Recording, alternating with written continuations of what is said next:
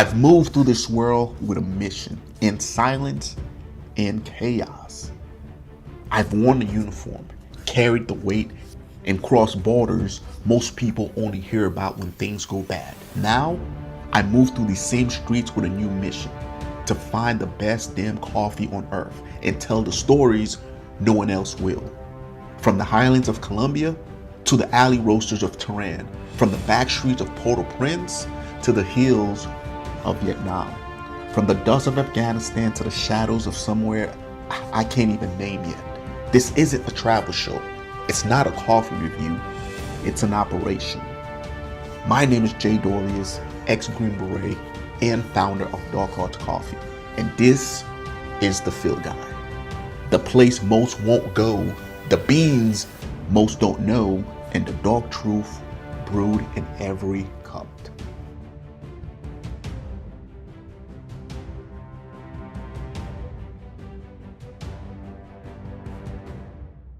This is episode 1 of Dark Arts Coffee. If you don't know what Dark Arts Coffee is, the intro should have told you everything that I'm trying to do. I hope you enjoy this conversation with me and my guests. Like, subscribe. Let's get into the episode. Cool. So before we get started today, Terry, I have 3 questions that I typically ask. The first one is, the last book you read and what was it about, right? I know a lot of people don't read, so I try to ask this question to get people thinking like, hey man, you got to take care of the mind just as much as you got to do the body. The last book I read was by Annie Jacobson, and it was basically a story of the history of one of our special forces guys named Billy Waugh, who Billy, he did literally everything, including hunting Carlos the Jackal, Bin Laden, and he worked between special forces and the CIA. He worked right up until the 80s when he passed. Yeah. Now, did you ever met Billy Waugh? No. Yeah, I've read all of his books. I've followed all of his, crazy adventures. He's a true legend, and it really aches me that we don't have more. Oh, I don't think we have any Billy Waugh type podcasts, right? When he's out there just sharing and telling us about all his different adventures, and I'm like, man, how wild and crazy would that be? That would be good times. You got to remember, even with the books and all the stories, there's stories that'll never be told because they don't need to be told, right? Oh, I agree. And I agree 100%. And I think that's true with every time period. There's some stuff that just doesn't need to be told. I agree 100%. But yeah, folks, make sure you go check that book out. Billy Waugh is an SF legend, CIA legend, and just an overall awesome soldier. And then the next one for you, Terry, is if you had a time machine, right? This is the sci-fi question. If you had a time machine and you can travel back in time and change a specific event, it can be within the world, it can be your personal life, it can be your family's life. What would that event be, and why would you change it? Honestly, I'd go back to the 60s. When I was in high school, I wrestled, and my nickname was Superman for a reason. And those times, once they're gone, they're gone. And I just had a lot of fun. And then getting into SF, I'd do it all over again in a heartbeat, as I'm sure 99% of our guys would. Isn't that crazy? Because even though the PTSD and all the shit that's gonna happen afterwards, and the suicide and all that craziness, hell, we just had a retired Sergeant Major, 3rd Group guy. He just took his own life literally last week, right? But you ask, him and anybody else if they would do it all over again, and the answer is going to be the same. They absolutely would. Isn't that crazy? And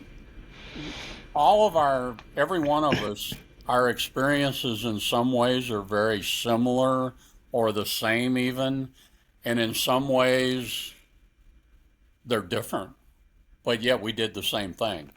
Hell, I got in let's see, in a year and a half's time, I broke my back twice, I got shot 3 times, and I got shot down in a helicopter. I'd still do it all over again in a Hey, heartbeat. we're not normal people, Terry. Well, that's the thing. And Yeah, my my take on the whole thing is it takes a certain mindset to do what we did or what we do. It takes it's got to be a certain kind of mindset, and not everybody can do it. And that's not to knock anybody, but it's just the reality of life, you know. absolutely. I agree 100%. And then last one before we jump into your story, Terry, is best cup of coffee you've ever had, and where were you at when that took place? Oh, this is going to freak people out. McDonald's. I shit you not. I go to McDonald's there every morning for breakfast, and I get a sausage, egg, and cheese McGriddle, and a medium coffee with 2 cream, 5 sugar. And I've never been able to find coffee that I can doctor anywhere else in the world to make it. I don't know. It's the brand of coffee, I guess, because it's mild. Some coffees just have this real bitter taste, whatever. Hmm. I I'm sorry, but McDonald's is it. You How know, was the coffee in Vietnam? Was it the only what you were used to coffee in the state, or was it different? the only coffee I ever had in Vietnam was the powdered shit that was in our sea rations, Oh and Lord. that kind of doesn't really need a description because it's so No, vile. no. It's You very know, unique. anybody that's and our sea rations were dated. The boxes were dated 1952. So the technology back then for making coffee or anything else was not what it is today, you know. Absolutely. And Absolutely. yeah, Well, I appreciate you answering those questions, Terry. So let's jump right into it, man. So, if you don't mind, please share with us where you're from, upbringing for you, what led you to wanting to join the military, basic training, AIT, and then I'll stop you here and there as you fill us in on your life. sure. So I grew up in the suburbs of St. Louis. Um, St. Louis is a weird town because you have the city of St. Louis, and then you have St. Louis County, which is made up of 90 some odd municipalities that all encompass St. Louis County. So I originally in the city, we moved to the county. As the family grew, we kept moving to bigger and bigger houses. Um, I was the I was the oldest of seven, well, actually 13 kids if you count all the ones that didn't live. Um, but I was always your 75-pound weakling. And at the beginning of eighth grade, I was in a fight and I got beat. And I swore it'd never happen again. And that's the last fight I ever lost. I started lifting weights, I started wrestling. In high school, I was undefeated 2 years in a row. Um, my nickname was Superman for obvious reasons. And I had a ball. I had a ball, but that helped form my mental attitude going forward. So I got out of high school. Me and my mom, we always had a contentious relationship. And we got in a fight one day at the end of November, the year I graduated in '66. She said, "Why don't you join the Army and go to Vietnam?" Okay. So I went down to the recruiter and I signed up and I said, "I want to get in Special Forces and blah, blah, blah." I go home. I said, "I need a ride Monday morning down to the where they do the induction ceremony." "Well, why?" I said, "Well, you told me to join the Army and go to Vietnam, so that's what I'm going to do." So I joined the Now, Army. I realized you never believe what a recruiter tells you because they put me down for quartermaster school at Fort Lee, Virginia for AIT, um, Ordnance Supply Parts Specialist. What kind of bullshit's that? That ain't going to get me into combat. no, no, no, no, So it's I not. went Now, at the to, very beginning, yeah, you mentioned that you got bullied in high school, and that led you to, lifting weights and then also wrestling, yeah, right? Based on what you are seeing today, as somebody because again, I would say, in the '90s there was still, bullying that would force young men and women to toughen up, right? But you experienced it in the early '60s. Based on what you're seeing now, like how impressed are you with society and the kind of men and women that we're producing today? And if you were king for a day, how would you change all of that? It all goes back to the parents. You got to change the parents' attitude and the way they bring their kids up. That's what's got to be changed. Otherwise, we're on a collision course with failure. You know, kids today, 20, 30-year-old kids sitting down in mommy's basement playing video games instead of getting off their ass and getting a job or going in the military. I'm I'm a big advocate for the Israeli way of doing it. When you're 18, you go in the military for 2 years, period. And Yep. And you get free college. The yeah, government, yeah. like you join the military, conscript, mandatory. Afterwards, you travel on their dime for about a year, and then you come back, you get free fucking college. I agree When 100%. I agree 100%. if I would Now, not have gone in the army, God only knows where I would have ended up. Because all I was yeah. doing was drinking and chasing skirts. You know, you That's know. that sounds like a story as old as time, Yeah. especially for most of the SF guys that I've interviewed on this show. Now, as far as joining the military, you mentioned you were really good at wrestling. Mhm. Um, were you looking at college, or did you have purpose and direction? Like, aside from your mom actually telling you to do this, was your dad around? Like, did you have aspiration of doing anything else My dad aside was from military? my dad was a World War II military guy. Um, he flew on B-24 or B-25 bombers. He took part in the raids on the German oil fields in Plesty, Romania. He got shot down also, so we kind of shared some history there. But he was killed in a civilian plane crash when I was right after I turned 16. Hmm. So I became kind of like a wild child, and and I think mentally that had a lot to do with it because my dad and I also were button heads all the time. And I think mentally, I wanted to prove to him that I was capable of doing a lot more than just reading books and being a pansy ass. And so I was driven to keep pushing and keep pushing and keep pushing and never quit. Um, my goal was, and when I get to the point, I'll be able to tell the story. But basically, my goal was to be in special forces because Gotcha. that was my mindset. That's what I wanted to do. I read Robin Moore's book, and it's like this is right up my alley, you know. That's So awesome. I go to basic training at Fort Leonard Wood here in Missouri, which is a big engineer school, also. That's where I went. Yeah. Yeah, okay, Fort Lost in the Woods. Fort Lots in the Woods in July. It was horrible. Yeah. So I get out of basic and I get orders for Fort Lee, Virginia for quartermaster school. And I'm like, excuse me, Sarge, but I shouldn't I be like going to Fort Benning for infantry or something? And he says, this is your orders. This is what you signed up for. So I go to Fort Lee. So I go through quartermaster school and I put in for OCS. They lost my records. So when I graduated from this quartermaster school, my company commander's like, you should. I got orders for a place that nobody'd ever heard of called Thule Army Depot in Utah. What the hell?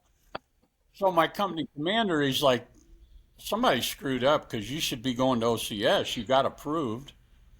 So they made me cadre in the company, in this training company, and gave me a job as an acting corporal, as a mail clerk, until they could get the OCS thing straightened out. And another one of my jobs was if somebody was being court martialed, I'd take them to their court martial and take them to Fort Belvoir, to the prison, to the stockade. And one night I'm handing out mail, and this Puerto Rican guy that was trying to get out of the army, punched me right in the mouth and put my tooth through my lip. And when they pulled me off of him, he had some serious head damage from my blow-up. And I got the pleasure of taking him to his court martial and taking him to Fort Belvoir and seeing him locked up. So one day they came back and said, well, the Army changed the rules on OCS, and now you have to have 2 years of college minimum to get into OCS. So they reassigned me to some headquarters company and put me in a warehouse with a civilian literally handing out pencils and paper and crap like that. So one day I'm driving down on base and I see a sign, Special Forces Recruiter and building whatever. And I'm like, well, there's my opportunity.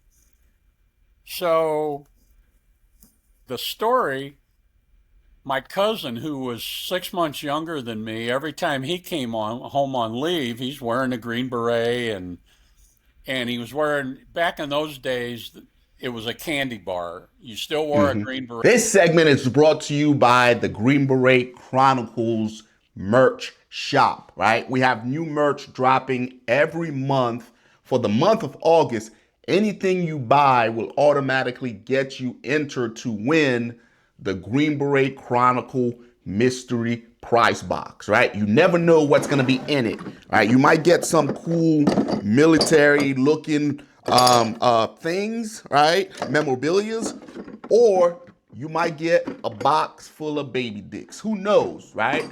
But anything you buy from the store automatically gets you entered. And then towards the end of August, I'm going to announce who the winner is, right? So again, Green Beret Chronicles /shop. Link will be in the pinned comment and also in the description box. And you had the metal crest, but you just had a candy bar with the colors of the Flash or whatever group you were in. Gotcha. Yeah, he'd come home and he's wearing all this crap, and he's a PFC.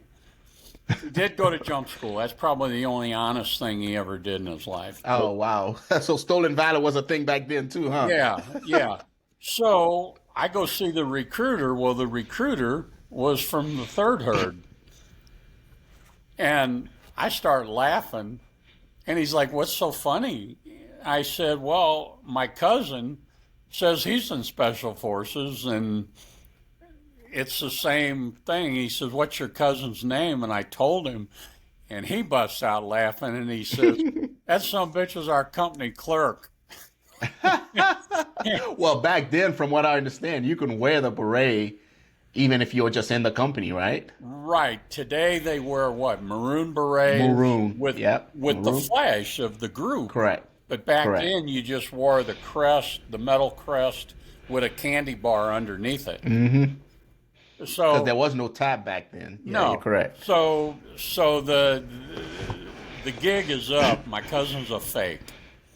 So I said, well, I've been trying to get in Special Forces, and I got screwed over by the recruiter. And he says, well, you got to take the test. And back then, there was no selection.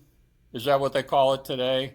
Yeah, selection. Where you go through selection first, and if you make it through there, then you go through the Q course. Back then, you just took the physical and mental tests and all that junk, and I aced them. And so I got I had to do a short-term reenlistment because I enlisted for 3 years and I'd already been in a year. So I had to do a short-term, which would have put me being in for 5 years. Mm-hmm. So I did my short term. I went home on leave for a month, went to jump school. During jump school, during the second week, which was Tower Week, they were filming the movie The Green Berets down at Fort Benning. Oh, cool. Well, we didn't know it, but we're out doing our 10-mile run after breakfast, and they filmed us to use as background in one of the scenes with John Wayne and the colonel who was the actual colonel of the jump school. Mm-hmm. Well, they used in the movie, we're in the background doing our 10-mile run, And it was going to be about 2 hours while they set up the next scene. And John Wayne says, well, I want to talk to these guys. So they bring us up to the bleachers. We all got to shake hands with him, and we sat That's and pretty shot cool. the I'm gonna breeze. have to look for that scene now. Yeah, we shot the breeze with him for 2 hours. So in that scene, in the background, there's a bunch of guys doing their 10-mile run in white t-shirts, I'm and gonna have to I'm look for it now. and I'm the very back rank closest to the camera. I'm that That's guy pretty in the cool. corner. That's pretty cool. And so anyway, we met him and whatever. So then third week, is jump week.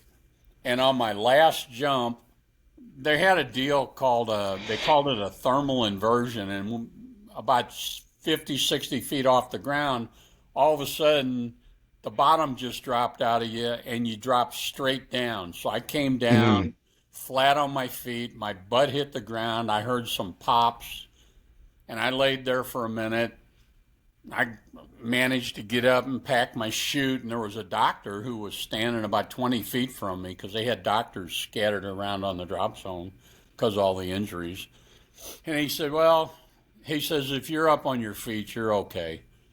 Well, the rule was you had to make it to graduation. No matter how you made it, you had to walk, hobble, whatever. So I hobbled to graduation and I graduated. And the next day I went on sick call and I get down to the dispensary and they said, well, we've already sent your records to Bragg, so wait till you get there and go on sick call. Well, thank you very much. So the next day we get on a bus, go to Bragg, the ones of us that were going to Bragg. And I find out what all's involved. And I just said, you know what, I'm just going to tough it out. And the bottom line is in March, so this was the end of January, third week in January when this happened. At the end of March, so I've already been through phase one, which we call phase one, which is about 4 to 6 weeks long. And it covered a lot of real basic stuff. And we were playing. That's like your SUT, essentially. Small unit tactics was phase one. I guess. I mean, the last part of phase one is you go out to Camp McCall and they teach you how to butcher a goat and how to make shish kebab and all this stuff. And you go out and play war and stuff for a week. And then we go back and we're in classroom and we're playing football one night in March. And payday was on Friday. So on Wednesday night, we're playing football and I turned my ankle or whatever. So Thursday, I go on sick call. Well, they got me scheduled for a jump on Saturday. Well, on payday Friday, you're off, right? So it's like, well, I had planned to fly home, get my car. I had a 57 Chevy that I bought when I was at Fort Lee. And I was going to bring my car back, And they're like, well, the doctor, they x-rayed me. And the doctor's like, well, you shattered your right ankle, but it looks like it's healing on its own, so we're not going to do anything with it.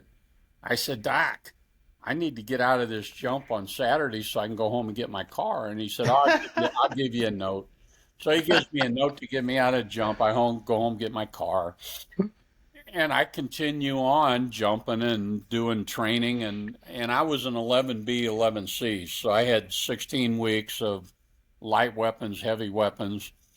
And I flunked heavy weapons and got recycled for another 8 weeks. Then I did okay there. And then phase two, where you jump into Yawari and Macv-SoG, for 12 days. And one of our instructors, one night after class, we had a few instructors who would stay and visit with us a little bit. And we're like, how do you guarantee that you're going to get to Vietnam? And he said, well, there's this lady in the Pentagon named Billy Alexander, and Mrs. A handles all assignments for SF worldwide. You want to go to Vietnam? You guys get together, have her send a dozen red roses, and a list of your names and serial numbers and tell her where you want to go. So we did that. And at the end of August, when we graduated and they give you your orders, all 11 of us that center our names got our orders for Vietnam for fifth group. There you go. That's There some you outside the go. box thinking right there. You know, so get to Vietnam, and I've heard other guys have similar but yet a little bit different experience on how it transpired to get the SOG. Because we asked one of our instructors, we said, we keep hearing rumors about this real secret thing that's going on over there with SF. And he said, I know what you're talking about, but he said, it's so damn classified, I can't say a word. You know, he says, I'm not going to risk going to Leavenworth for 20 years. So when you get over there, you'll get the opportunity to find out what it is. Well, you know, you get a bunch of young 19 and 20-year-old studs. You got to know what the hell's going on. I want to know Oh, what this absolutely. deal is, right? So we get to Nha Trang to fifth group headquarters. You spend the first week filling sandbags, and as nasty as that sounds and as terrible as it sounds, it was for good reason, and that was to get you acclimated to the heat. Because it's Hmm. damn 110, 120 degrees over there. You know, and we just came from August at Fort Bragg is pretty nasty itself, but nothing like 110, 120 degrees. So we fill sandbags, and then the second week, they issue us all surplus M2 carbines. So these are 30 caliber carbines that are full automatic, and they take us out on this island called Hantre Island for a week of, I don't know, I guess they called it jungle indoctrination training or It's something. jungle warfare training, Yeah, jungle school. exactly. Because you got to remember, back at Bragg in '68, everything in your training was geared towards the assumption that you're going to be on an A team Hmm. because SOG was so classified that they didn't acknowledge that it existed. So there was no specialized training. So we go out on this island, and one day I got picked to demonstrate the McGuire rig, which was just absolutely badass. Sitting in that sling and get pulled up in the air and flown around at 1,000 feet under a chopper, swinging around. I thought that was just the coolest damn thing. Yeah, we still And do it. It's towards the we do it at SEER school now. Yeah. okay, see, and I don't think SEER school even existed in my. It No, may no, have. no. It sounds like it was just merged into some of the training. Yeah, it may have existed for the pilots and Hmm. that, but not for us ground pounders. Yeah. So then we go on a patrol. The final day, we go out on a patrol, and you know, there was no contact or anything. We come back, and they take us on a ferry back over to Nha Trang. They put us in a room, and the Command Sergeant Major, Myron Bowser, I will never forget that man's name. He comes in and he says, well, you guys are all ready to be assigned out to different locations. He said, I am offering you guys a once in a lifetime opportunity to volunteer for something that's so secret that I really can't even tell you about it. But if you volunteer for it, when you get to where you'll be sent, you'll find out all about it. So out of the 11 of us, 10 of us raised our hands and said, so he had the other guy leave the room. So he said, okay, you guys are going.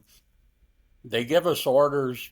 And at that time, there was 3 locations for SOG. Bami Tuat in the south, and all their missions were run in Cambodia. Then Hmm. there was what became, well, it was at Kon Tum in the Central Highlands. So it was right at the tri-border area of Laos, Cambodia, and South Vietnam. And then Da Nang. And prior to being headquartered at Da Nang, they had been at My Lac, Phu Bai, Khe Sanh, and everybody knows about Khe Sanh. Um, So got sent to Da Nang.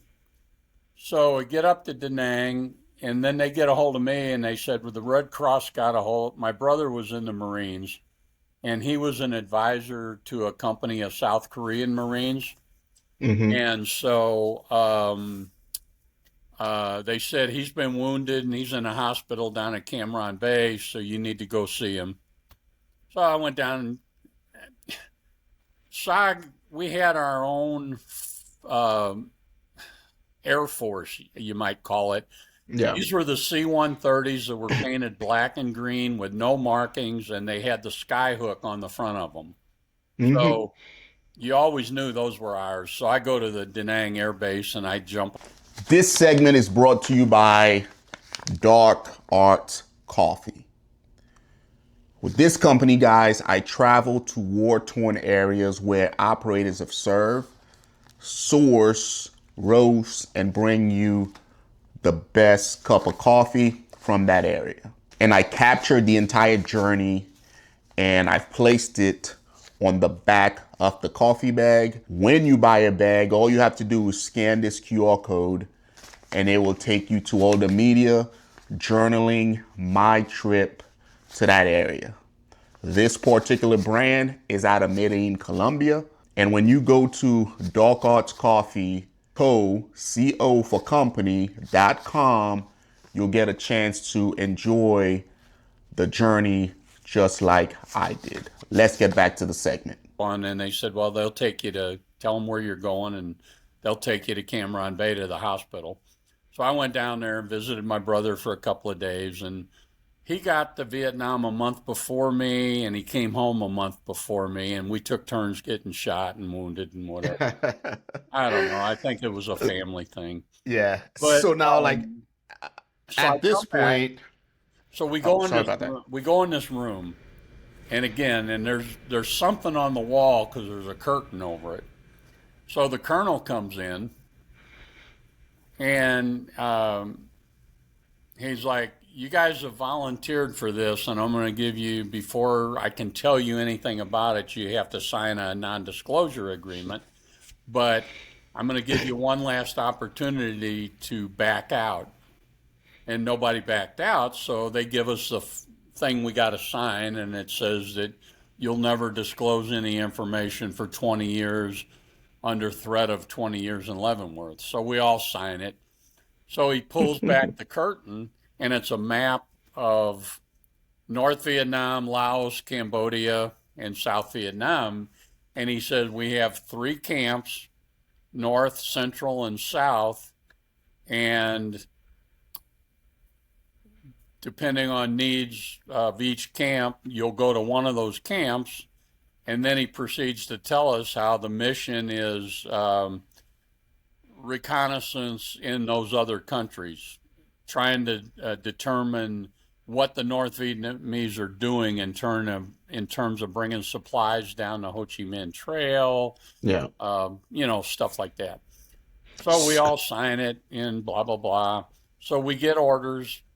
I got orders to Khartoum, which at that time was called CCN, Command and Control North, FOB2. So this was in October of 68.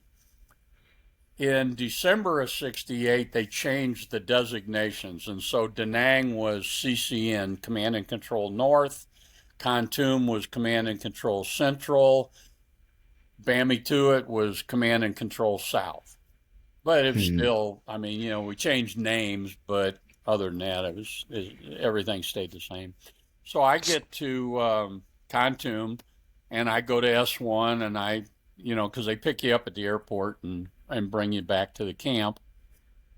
It was an interesting camp because Highway 14 ran right through the middle of camp. Half the camp's on one side of the highway, half's on the other side of the highway. I don't know. It was kind of, I don't know, It's kind of weird. kind of weird because at night they'd close off the highway, you know. But anyway, so I go to S1 and I process in, give them my 201 file and all that good stuff. And they said, okay, you're going to Hatchet Force. Okay, What's whatever a hatchet the hell force? whatever the hell Hatchet Force is. So he said, well, we have recon teams and we have hatchet force, which in today's world would be the closest description I can say would be a QRF. You Hmm. know, um, you go in and save the recon team's bacon, Ah, or you gotcha. do Gotcha. reconnaissance and force. So go Yeah. over to supply and draw your stuff, So right? at this point, how are you? Because you're what, 22, 23? No, hell no. I turned 20 the week before I left for Vietnam. Okay, so at this point, I think like most young men, me included, during the eve of the the Iraqi war, like you don't give a shit. You just want to get out there, I want to test kill your bad metal, and guys. get after it. Right. You know, I am not a stateside soldier. Yeah. That year that I spent at Fort Lee, Virginia, to convince me this shit ain't for me. So I go over to supply, and the E7 supply sergeant introduces himself. Hi, I'm Bob Howard. Does that ring a bell? Probably the most decorated Vietnam soldier in history.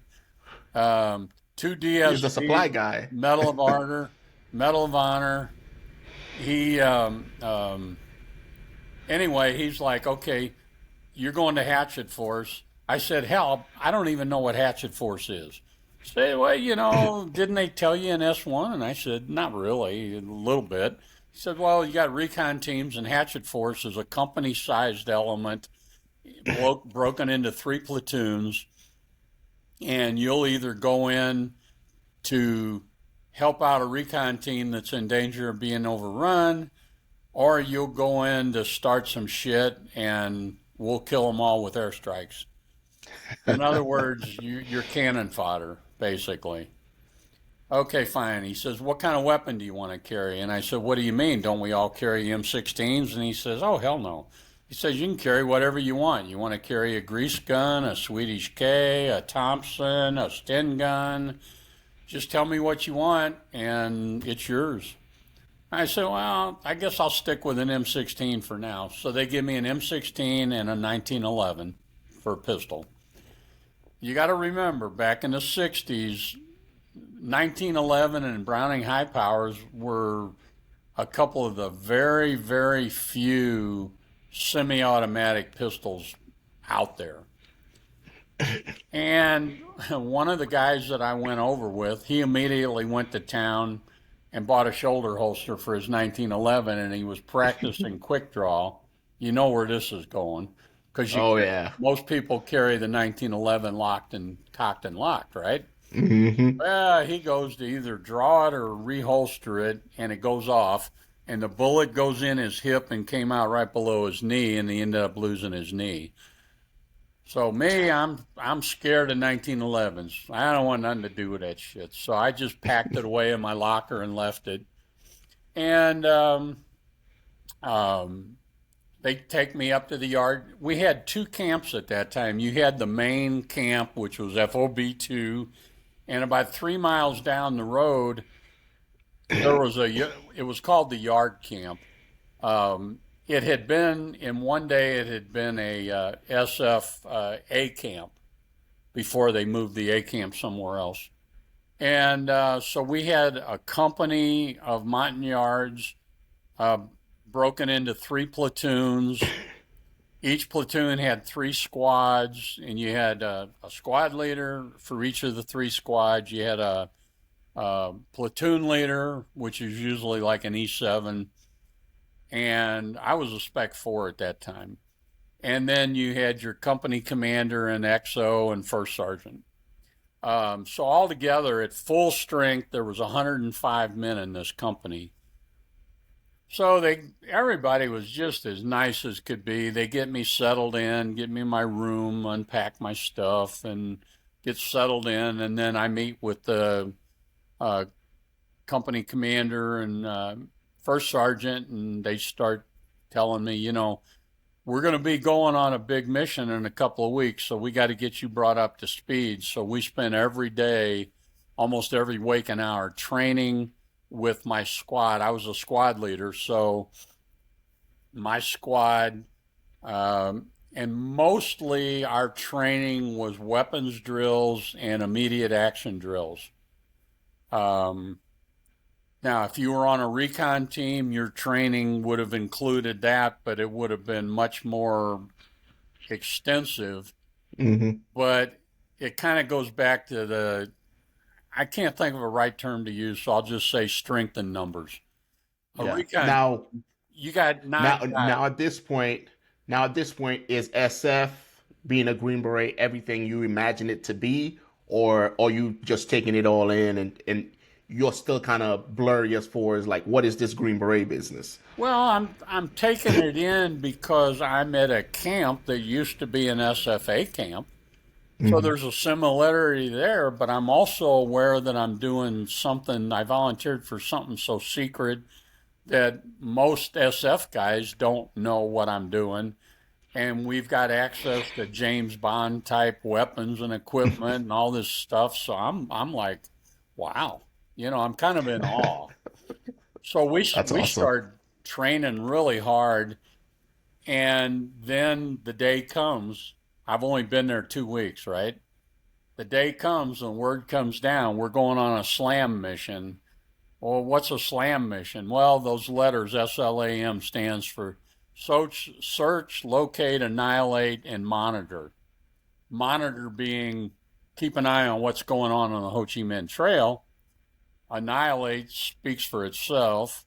Locate and search means search out the enemy, locate them, and then annihilate them. So the way it was explained to me on this particular mission, we were going to send, there were two companies of what they called hatchet force.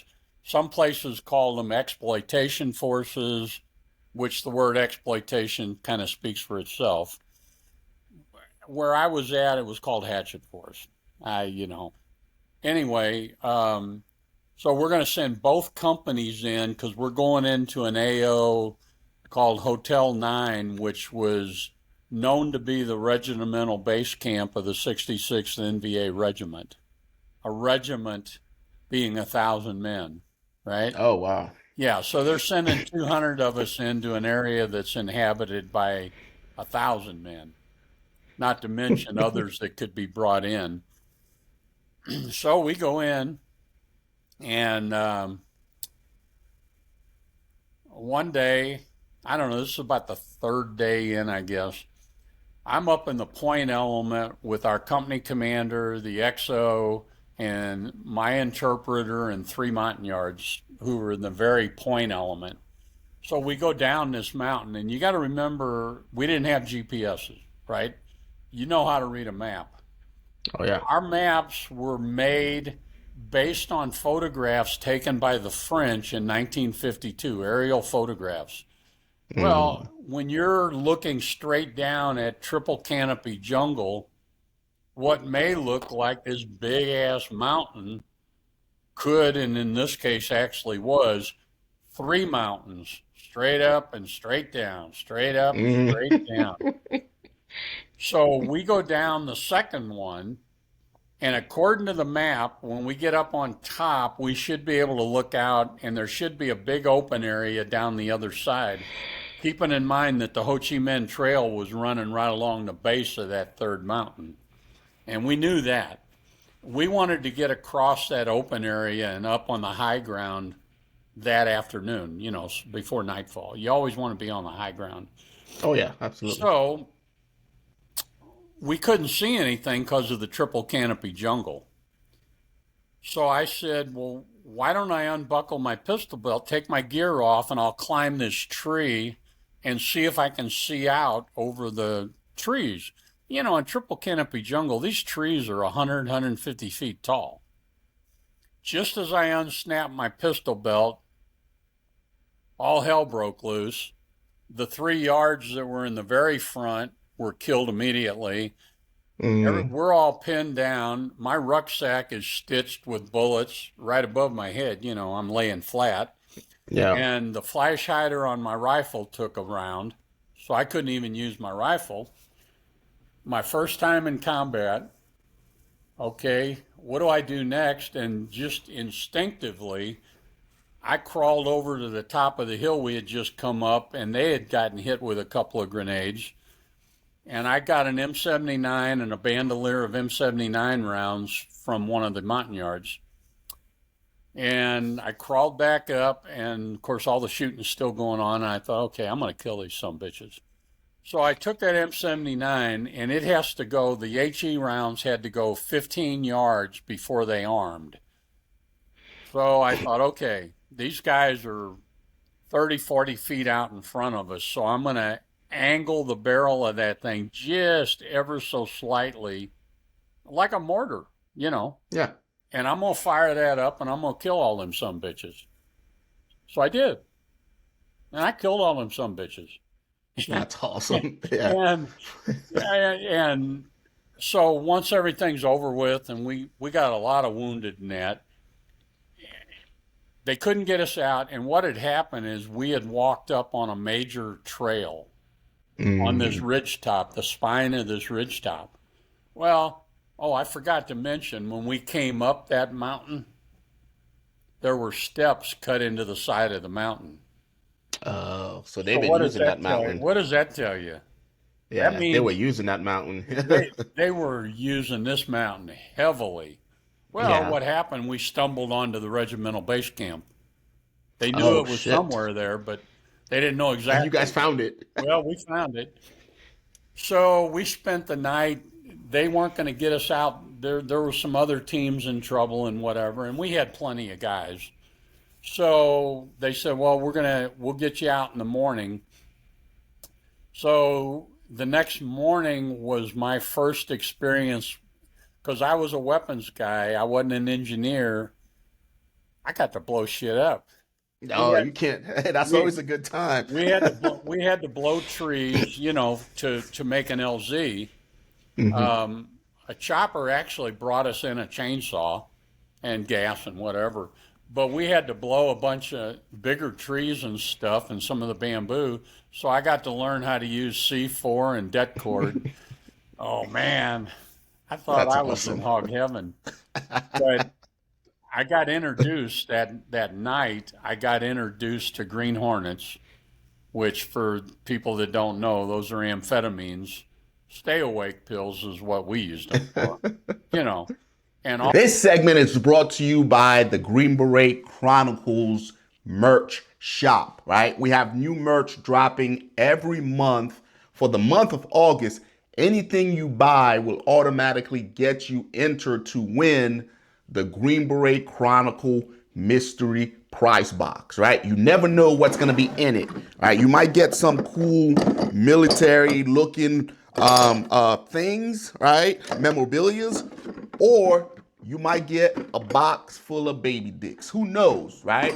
But anything you buy from the store automatically gets you entered. And then towards the end of August, I'm going to announce who the winner is, right? So again, Green Beret Chronicles /shop. Link will be in the pinned comment and also in the description box. all night long, you're hearing trucks down below the hillside pulling up. You hear the brakes squeal, they stop, you hear the tailgates drop, and you hear voices. So the next day, if you make it to the next day, you're in deep, deep, deep trouble. So anyway, we stay awake all night anticipating that they're going to try to hit us during the night, which very rarely ever happened. Um, the next day, they pull us out. We got everybody out, you know, and the captain So at comes this to me. point, do you guys have NVGs or do you like Vietnam? Like Oh, it's hell no. just No, yeah. That's what I figured because that shit wasn't introduced till much later they on, wouldn't have and now worked it's anyway because in you're in the triple jungle. canopy jungle, you Yeah. know, the only thing we had, which they were too big and bulky to carry on missions over there, was the first gen night vision scope, which was Mm. probably that bigger. Probably, well, if you know what a law rocket is, they were a little Yeah. bit larger in diameter than a law rocket, Oh and no, they you're were not probably carrying that about shit. I don't know 2 feet long. Yeah. Everything No. was black and green and whatever. But that Yeah, was no. it. So there were no NVGs. There was none of that kind of stuff. No GPSs. And so we get back to camp, and the captain comes and talks to me, and he says, "I'm writing you up for a Silver Star." Okay, here's stupid, idealistic me. I said, "Captain, I was just doing my job. I'm not We here to all. get medals. I'm here to kill bad guys." So he never sent it in. Yeah, I can look back on it, and it still wouldn't buy me a cup of coffee, no matter how good the coffee was. Hey, But you know what you did. That's all that but I know matters, what I right? did. I know what I did. And a lot of these podcasts that I've done, one of the questions that keeps coming up is, how do you know, or how did you know, how would you know how a person's going to react their first time in combat? You And my don't. answer is, there is absolutely no method whatsoever. You can train and train and train until you're blue in the face, but until that first round comes in at you, you cannot predict how a person's going to act. Now, Yeah, there could, it's almost like you have to be psychotic to an extent. Because I remember mine, it was almost like I'm waiting for it, I'm waiting for it, and when it happened, it was almost like, oh, yeah, it's happening. Like, exactly, okay, yeah, it's not exactly. like the movies. No, no, and so once that first shot's fired, you know how you're going to react from now on. There Hmm. are guys, we had guys, after that first shot, that was it for them. They'd Yep. get back to camp and they'd say, I can't do this. Yeah. And the And there wild were, thing is, some of those guys were probably some of the the those guys were probably the guys you were not expecting to be that guy that would say, no, I've had enough. You never really know. yeah, I mean, so, so this was in November of 68. Let's see, December of 68. Oh, I had a Montagnard girlfriend right off the bat. And we had, It's the 18 Bravos, man. hey, Your I'm weapons telling guys. you, we had this second lieutenant who hated my guts because I had a Montagnard girlfriend. So every month we sent guys up. We had a radio relay site that was about 10 or 15 miles inside Laos on the highest ground you could imagine. And every month we sent two Americans and a platoon of Montagnards up there for security. And that was our radio relay between our teams on the ground and the AOs. They'd radio back to us, and then we'd radio back to the launch site or to headquarters with their sit reps and whatever. Plus, we could coordinate with the Covey rider, the forward air controller. If they get in trouble, we could always act as a relay if their radio wasn't reaching out. Because the Prick 25s and later the Prick 77s, you had that little wire whip antenna. I compare it, it looks like a piece of a tape measure that's been cut off. Hmm. Well, distance wise, it's only got so much range. So we had this radio relay site. They're like, oh yeah, it's easy. All you do is lay around and answer the radio calls and stuff. It's never been attacked because there's no way to get to it. Uh, Excuse me. This is Mr. Bad Luck who follows me everywhere I go. And December 17th, 1968, the first round hit our ammo bunker and blew all the sandbags out, but it also cut the coax cable for our radio. Oh, wow. This was late at night, like 10 or 11 o'clock at night, pitch black, and I'm scrambling around with a flashlight trying to find the little whip antenna so I can put it on the Prick 25 and get a hold of somebody. Well, 24 hours a day, 7 days a week, there was an Air Force general flying around up there in a special C-130. He had the power to divert any and all aircraft anywhere in Southeast Asia to come to the assistance of any of our teams that were in trouble. Well, I couldn't raise anybody. And I finally got a hold of him, and then he got a hold of one of our other relay sites, and they got a hold of me. Man, there's nothing you can do in the middle of the night. And the rockets, they didn't last very long. And the next day, they sent a team up to fix the radio. They brought me a sniper rifle and, you know, whatever. That sniper rifle, a couple of days later, the NVA were short one captain. that, Yeah, I'll that leave it thing at, came to good use. I'll leave it at that. You know, the round hit him in the forehead before his binoculars could even see the puff of smoke from the round going. Oh, that's awesome. But That's anyway, awesome. and I grew up a gun guy. I'm still a Hmm. gun guy. I got 3 gun safes full of guns. I've got an That's AR awesome. that's hydro dipped tiger stripe. You know, you know. But anyway, that's where I learned how to work airstrikes. Now, in today's Hmm. world, they have combat controllers from the Air Force and all that good stuff. Back then, we did our own working airstrikes and all the commo stuff and all that. So, thanks to the patience of some forward air controllers and our Covey riders, I learned how to work airstrikes. I mean, I Absolutely. learned how to work airstrikes because Yeah. one day there was a plateau down the hill from us, and to this day, I don't know why they were stupid enough to try this, but there was about 100 bad guys out in the open on this plateau. And I got a hold of Covey, and I said, I got about 100 guys out in the open, and I don't know what they're going to try. I mean, I know they can't get up here to us, but they're down there. He says, I got a flight. Most of our air support was these A-1 Sky Raiders from the Korean War. They were Hmm. propeller-driven planes that could carry a hellacious payload. One thing I learned, they did not like to land with armament. You know, if you're Yeah. carrying a big canister of napalm, yeah, you don't want to land with that because what if something Now. happens? So he Yeah. said, I got 2 A-1s that are heading back and they're heavily armed with napalm. He said, show me where they're at. So he flew over and I showed him where they're at. And he says, I got them. And here comes the A-1s coming in hot. And we barbecued a bunch of bad guys, you know. There you go. But I actually have a photograph that I took. And if you know where to look on the photograph, you got a guy like in the Hollywood movies that's on fire running into the woods, Hmm. into the tree line. But, you know, but I took a lot of pictures, which we weren't supposed to do, but we all did it.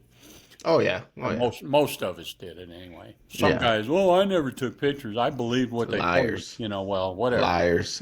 So anyway, that was January or December. In January, went on I don't know, because we were constantly going on missions. And a lot of them are just a blur to me. I just know we went out, we got it. We never went out without getting into a shootout.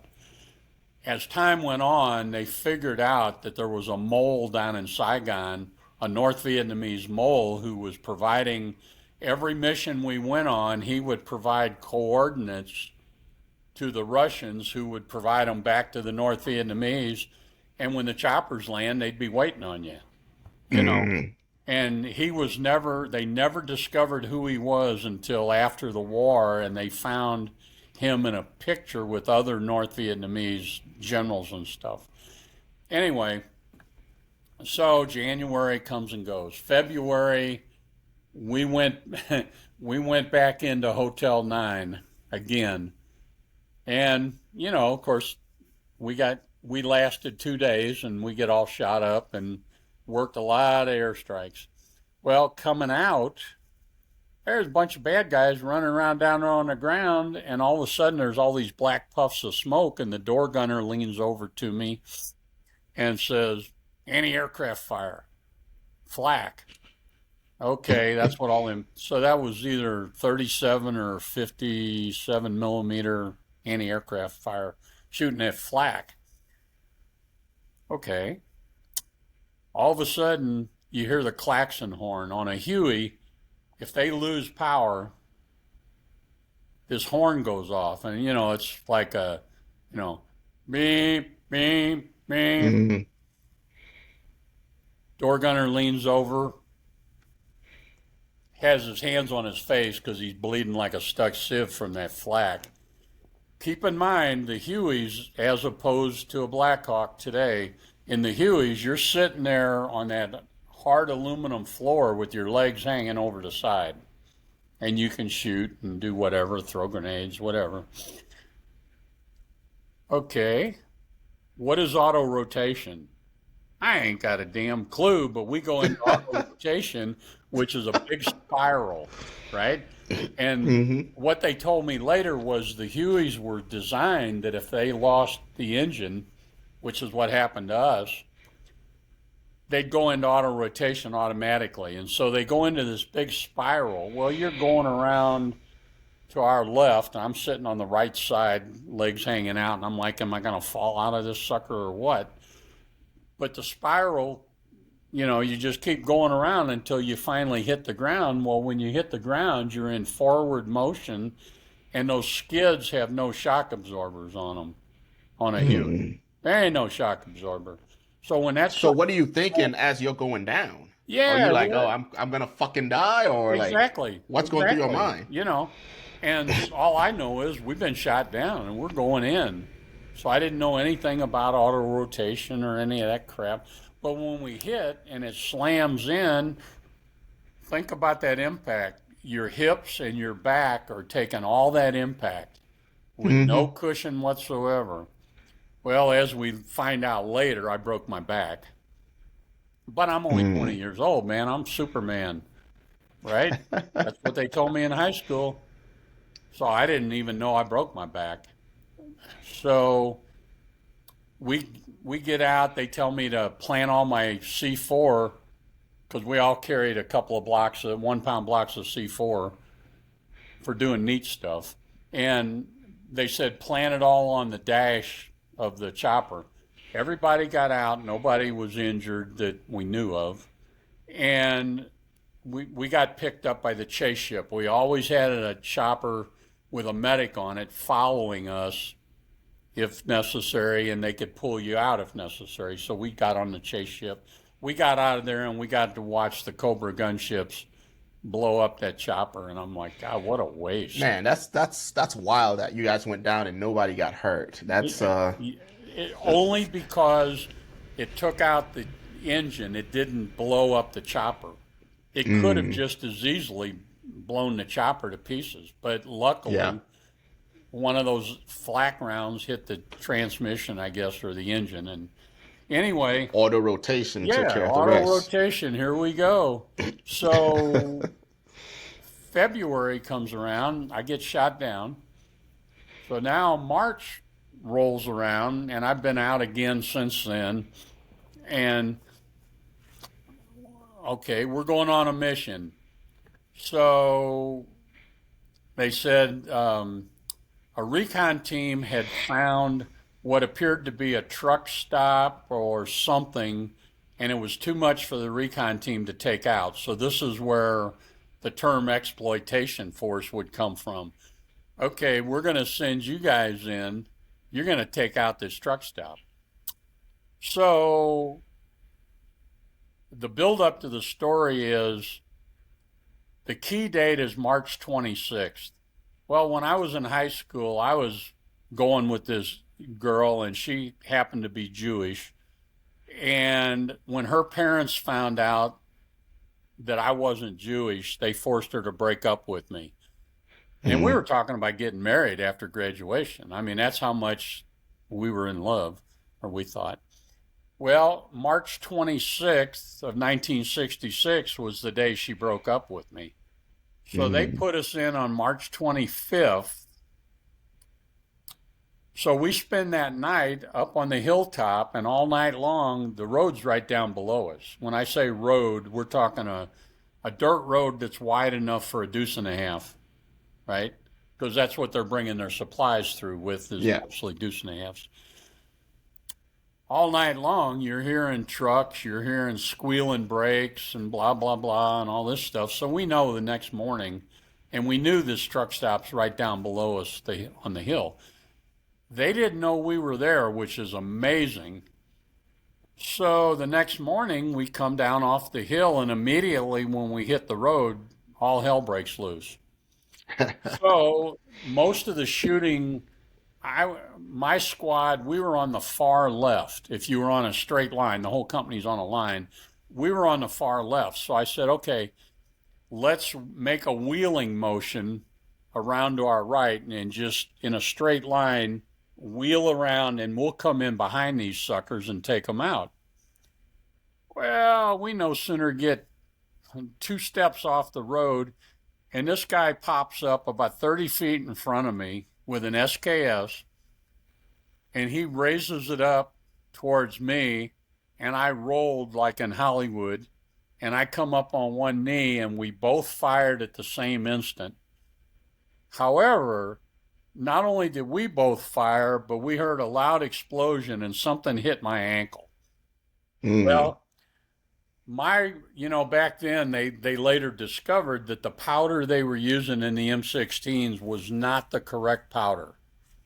It caused jams, and so my rifle jammed. It didn't extract a round, and it tried to feed another round in. Well, that's not something you can undo like in 2 seconds. So I couldn't get off a second shot. This guy looks at his SKS, and he throws it down on the ground and goes to take off. So I grab a grenade and I throw the grenade. I count to 2 and then throw it. So he also had a jam. No, it gets better. So the grenade bounces back and goes off over us because, I'm trying to throw it in bamboo and triple canopy. Yeah. Right? So we get showered with shrapnel. Nobody got hurt. So then I grabbed I carried an Air Force survival knife. So I pulled my knife and I went to get up to go after him.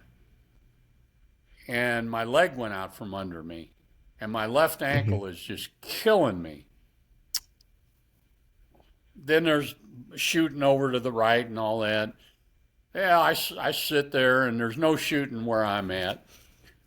So I'm thinking, I'm going to take my boot off and check, see if I got some damage on my ankle bone, because that's where my left ankle, because that's where it hurts.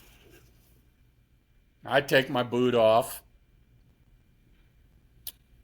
I look at my boot, and there's a hole the size of a pencil right dead in the front center of my boot between the laces. I look at my sock. Back then there was the old OD green socks, right? I look at my sock and I got a hole the size of a pencil.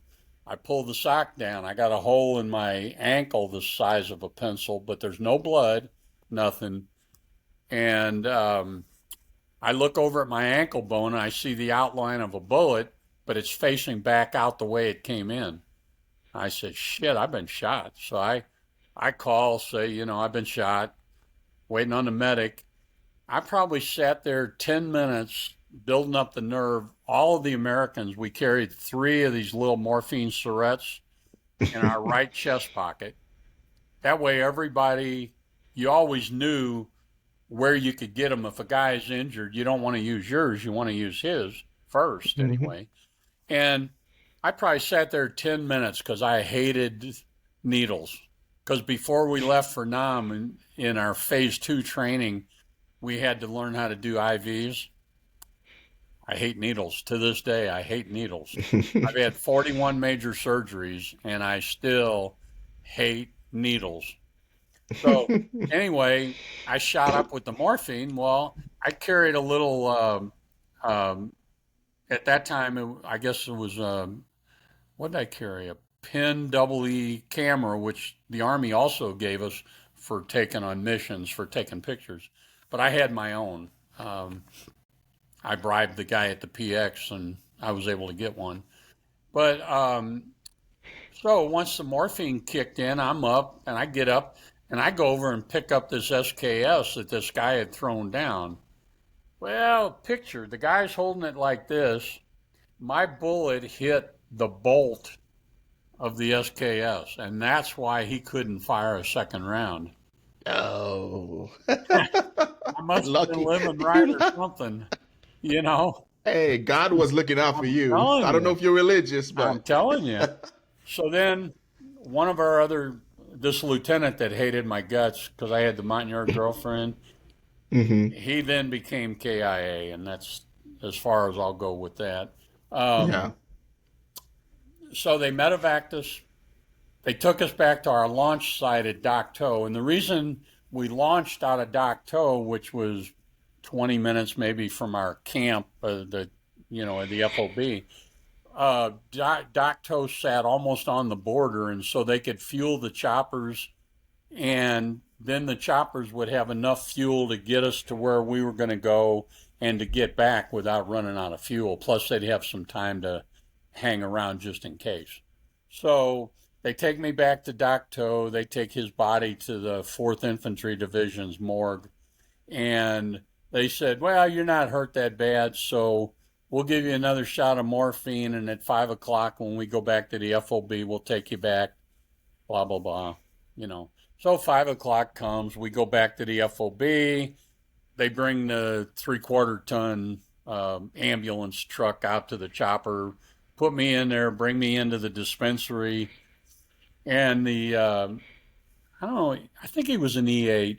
Um, the head of the dispensary medic. He's like, "Well, this is going to get you a free trip."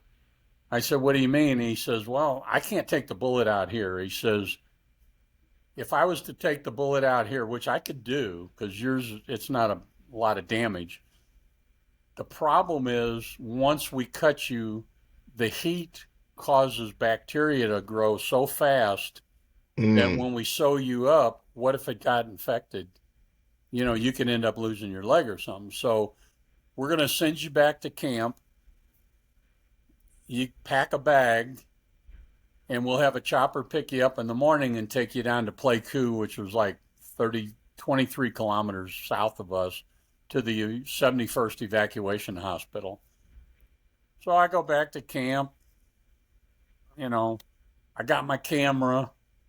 I'm taking it with me for sure because I got pictures of the guy that shot me and me holding the gun, and I got the bullets out of the gun, blah, blah, blah. So they come and pick me up.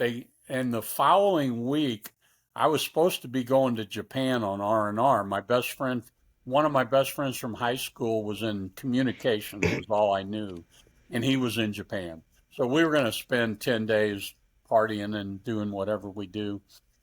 So they take the bullet out. So here's the next. These stories lead into other stories, which is always interesting. So this captain, doctor, he's looking at my toe tag, and it says location where action occurred or whatever, and it says classified. He says, "Were you in Laos when this happened?" Because he knew I was in special forces. And he's like, "Were you in Laos?" Blah, blah, blah. I said, "It's classified, dude. Just take the bullet out." "Okay, are you allergic to any drugs?" And I said, "I'm allergic to pentothal."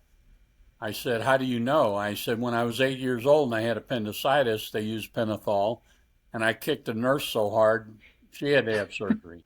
So I said, "In recovery, you don't want to be near me because somebody's going to get hurt." Okay. They put me out, take the bullet out and whatever. All I remember is coming to on a gurney, and they've got my arms strapped down, they got my body strapped down, and this guy's leaning over me. "Were you in Laos when you got shot?" And all I can say is my left hand came up out of the strap. I took out three of his teeth, knocked him out cold, and tipped my gurney over. And I told the nurse, one of the nurses that was there, I said, "Did I or didn't I not tell you not to use pentothal?" "Well, that's the standard, anesthesia that we use." I said, "Okay, I told you, so I'm not responsible, you know." "Well, you've really hurt him." I said, "Well, he shouldn't have been asking me what he was asking me." Anyway, they send me to Japan. So they don't sew you up in Vietnam. They send you to Japan to sew you up because you're away from that heat and humidity and all that. Mm. Well, they screwed up somehow and they didn't put me on the manifest for the next flight out to Japan. So they said, would you like to call home? I said, sure. So they did this thing. It was called Mars, military. I don't even remember what it stands for, but military something radio systems or what. But basically, they're using ham radio operators, and they'd contact one, and then he'd contact somebody, and they Mm. basically relay you, and you give them the phone number. Yeah. So my mom Eventually you'll gets get on the connected. phone, Yeah. and she said, "How bad have you been shot?" And I said, "What do you mean?"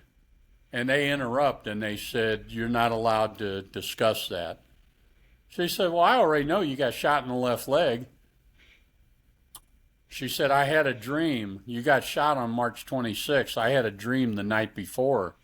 And I'm like, which another story I forgot to tell. I had that same dream the night before that I was going to get That you shot got in the left shot? leg. Yeah. Not just That's that I was going to wild. get shot, but I was going to get shot in the left leg. My mom had the Uh, same dream the same night, and it happened, you know. Wow. So anyway, they sew me up and all that, and they put me in a cast up to my knee. Next night, 5:30 rolls around. I'm waiting on supper. I hear this voice. "You ready to go?" And immediately, this is my best friend who's stationed over there.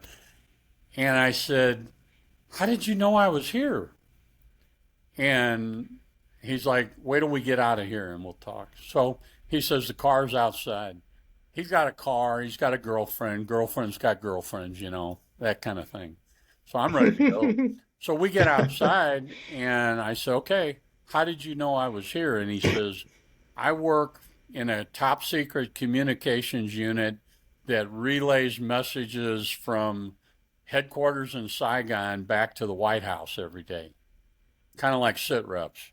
Mm.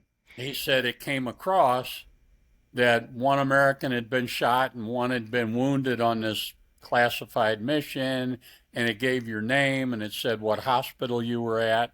So I just work right down the street. So, needless to say, we spent the next month. Well, the nurse is like, "I'm getting ready to leave with him." And she's like, "Where are you going?" I said, "My buddy's waiting on me." And she says, "I'm going to get in trouble if you get caught." And I said, "Well, then don't get caught." So I'll be back. And we didn't stay out late or anything, maybe 10 o'clock. I got to ride the bullet train, which That's was pretty cool. pretty cool, back then, 120 miles an hour, standing up on this train. And got to go downtown Tokyo to the Ginza, which was their equivalent of Las Vegas, and other things. Had a pretty good time. So it comes time to be discharged from the hospital, and they have you fill out this form, which I have right down here in my papers. Where do I want to be reassigned to? And I said Vietnam, and they said, "Well, if you check Vietnam, you got to go see the doctor." And I said, "What doctor?" And well, he's a psychiatrist. So I go see the shrink, and he said, "Why would you want to go back to Vietnam after you've been shot? You've only been there 6 months." I said, "That's exactly right. My tour is 13 months. So I want to go back." Okay. So he signs off, and I go back. Now, being a typical SF mentality type guy, the orders send me to Saigon to the 90th Replacement Battalion.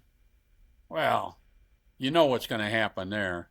They're going to You're gonna. reassign me to some leg outfit somewhere, and I'm like, that ain't happening. So I hitched a ride to the airfield there at Saigon, found a Blackbird, got on that Blackbird and flew up to Special Forces 5th Group headquarters at Nha Trang. I went to see the sergeant major, and I said they were going to try to reassign me to some leg outfit somewhere. He says, not again. And he says, we're having so much problems with that. And he said, I'll take care of it. He said, you're not in any trouble, but he said, you should have done it a different way. But he never told me what would be a different way after I get to some leg unit, no. So they cut orders, send me back to CCC. I go back to CCC. I probably wasn't back 2 weeks, and it's the beginning of the rainy season in May. And during that 2 weeks, I've been training because I'm full back to duty, no big deal. And we're going to help out CCS, so we're going into Cambodia. The rules of engagement in Cambodia were a whole lot different. They weren't allowed to have bombers. They could only have choppers supporting them. And all. It was a whole screwed up mess. And that was because of the, what do they call them? The civilian, Like the attaches or whatever, or the whatever. Yeah. So anyway, we, now I've been gone for a month. I'm going from cool weather to 110 or so. I've got dysentery. Oh no. Oh yeah. Oh, it's just beginning. Another one of them funny stories. I laugh about it now. But, so I take 2 big bottles of kale pectate with me out to the field because I ain't going to miss going, Physically, there's no reason for me not to go. So we get out there and we're on this hilltop and it's raining, Well, the urge hits me. Now, this is, I guess, lack of experience, lack of common sense, whatever. I leave the perimeter and go out about 50 yards to take care of business. And I'm out there without my weapon or anything. I didn't even take a couple of my yards along as security. And all of a sudden, the shooting starts. And luckily, it's on the other side of the perimeter from where I'm at, which is the other side. If you go down the hill, was the road, the trail. So I get done with what I'm doing and get back. And they couldn't get us out because we were literally in the clouds. We're that high, which is unusual because most of the terrain in Cambodia was lower. It was a lot of open areas, whereas Laos, very rarely was there an open area unless it was a bomb crater or something. Anyway, we had all dug in and we're standing in water up to our ankles for about 5 days. Well, one day the shooting starts. So, we're standing in a foxhole and we're shooting and you don't know what you're shooting at. You're just shooting in the direction right where the fire's coming from. My glasses fell off. Okay. The reflection may be a problem here, but I'm going to put them back on so I can explain what happened. So my glasses fall off during the shooting. So the shooting's over with. I go to wipe my forehead and I'm thinking it's sweat, because it's hot and it's raining and whatever. Well, my hand's covered with blood. So what happened was the bullet came across from my left. The bullet came across and it took off the corner of my glasses. So it took off the side piece and the top, and they fell off. So, hey, you got like 9 lives, don't you? I'm telling you, we ain't done yet. So, okay. I guess I was so idealistic. I never turned it in for another Purple Heart or anything. I had the medic. He put some butterfly bandages on it and end of story. Today, I can't even really find the scar. My wife says she can see it, but barely. Whatever. Head wounds bleed a lot anyway, probably more than any other part of your body. But I think it also, because of the blood supply, it actually caused it to heal better. it was no big deal. So we end up, they finally, well, we worked some gunships and they blew up a bulldozer that was fixing the road down below. And we got trucks pulling up and you hear tailgates dropping and all that, bugles and whistles and all this crap. And one of the gunships actually was able to blow up a bulldozer that was fixing the bomb craters in the road so they could keep bringing trucks in. It wasn't 5 minutes later, another bulldozer comes in and pushes that bulldozer out of the way, you know. And we sent a small team out down that hill to see what they could see. And they come back with a field phone, still connected with the wires. So we got our yards listening in on the Vietnamese talking about all the troops that they've got coming to take us out. So they were able to get us out the next day. So then a couple of months go by, more missions, whatever.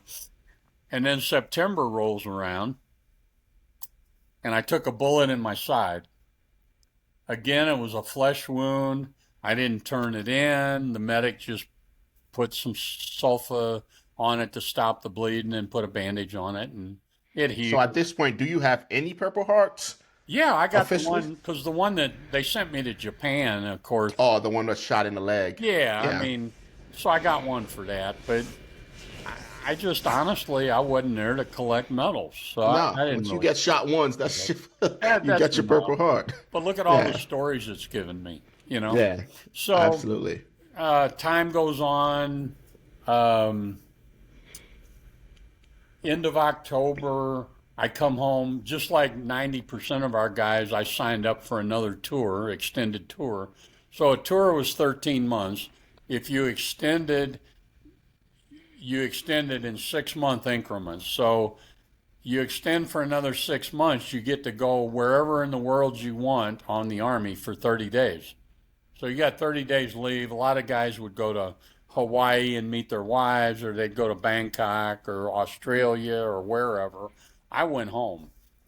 So I get home.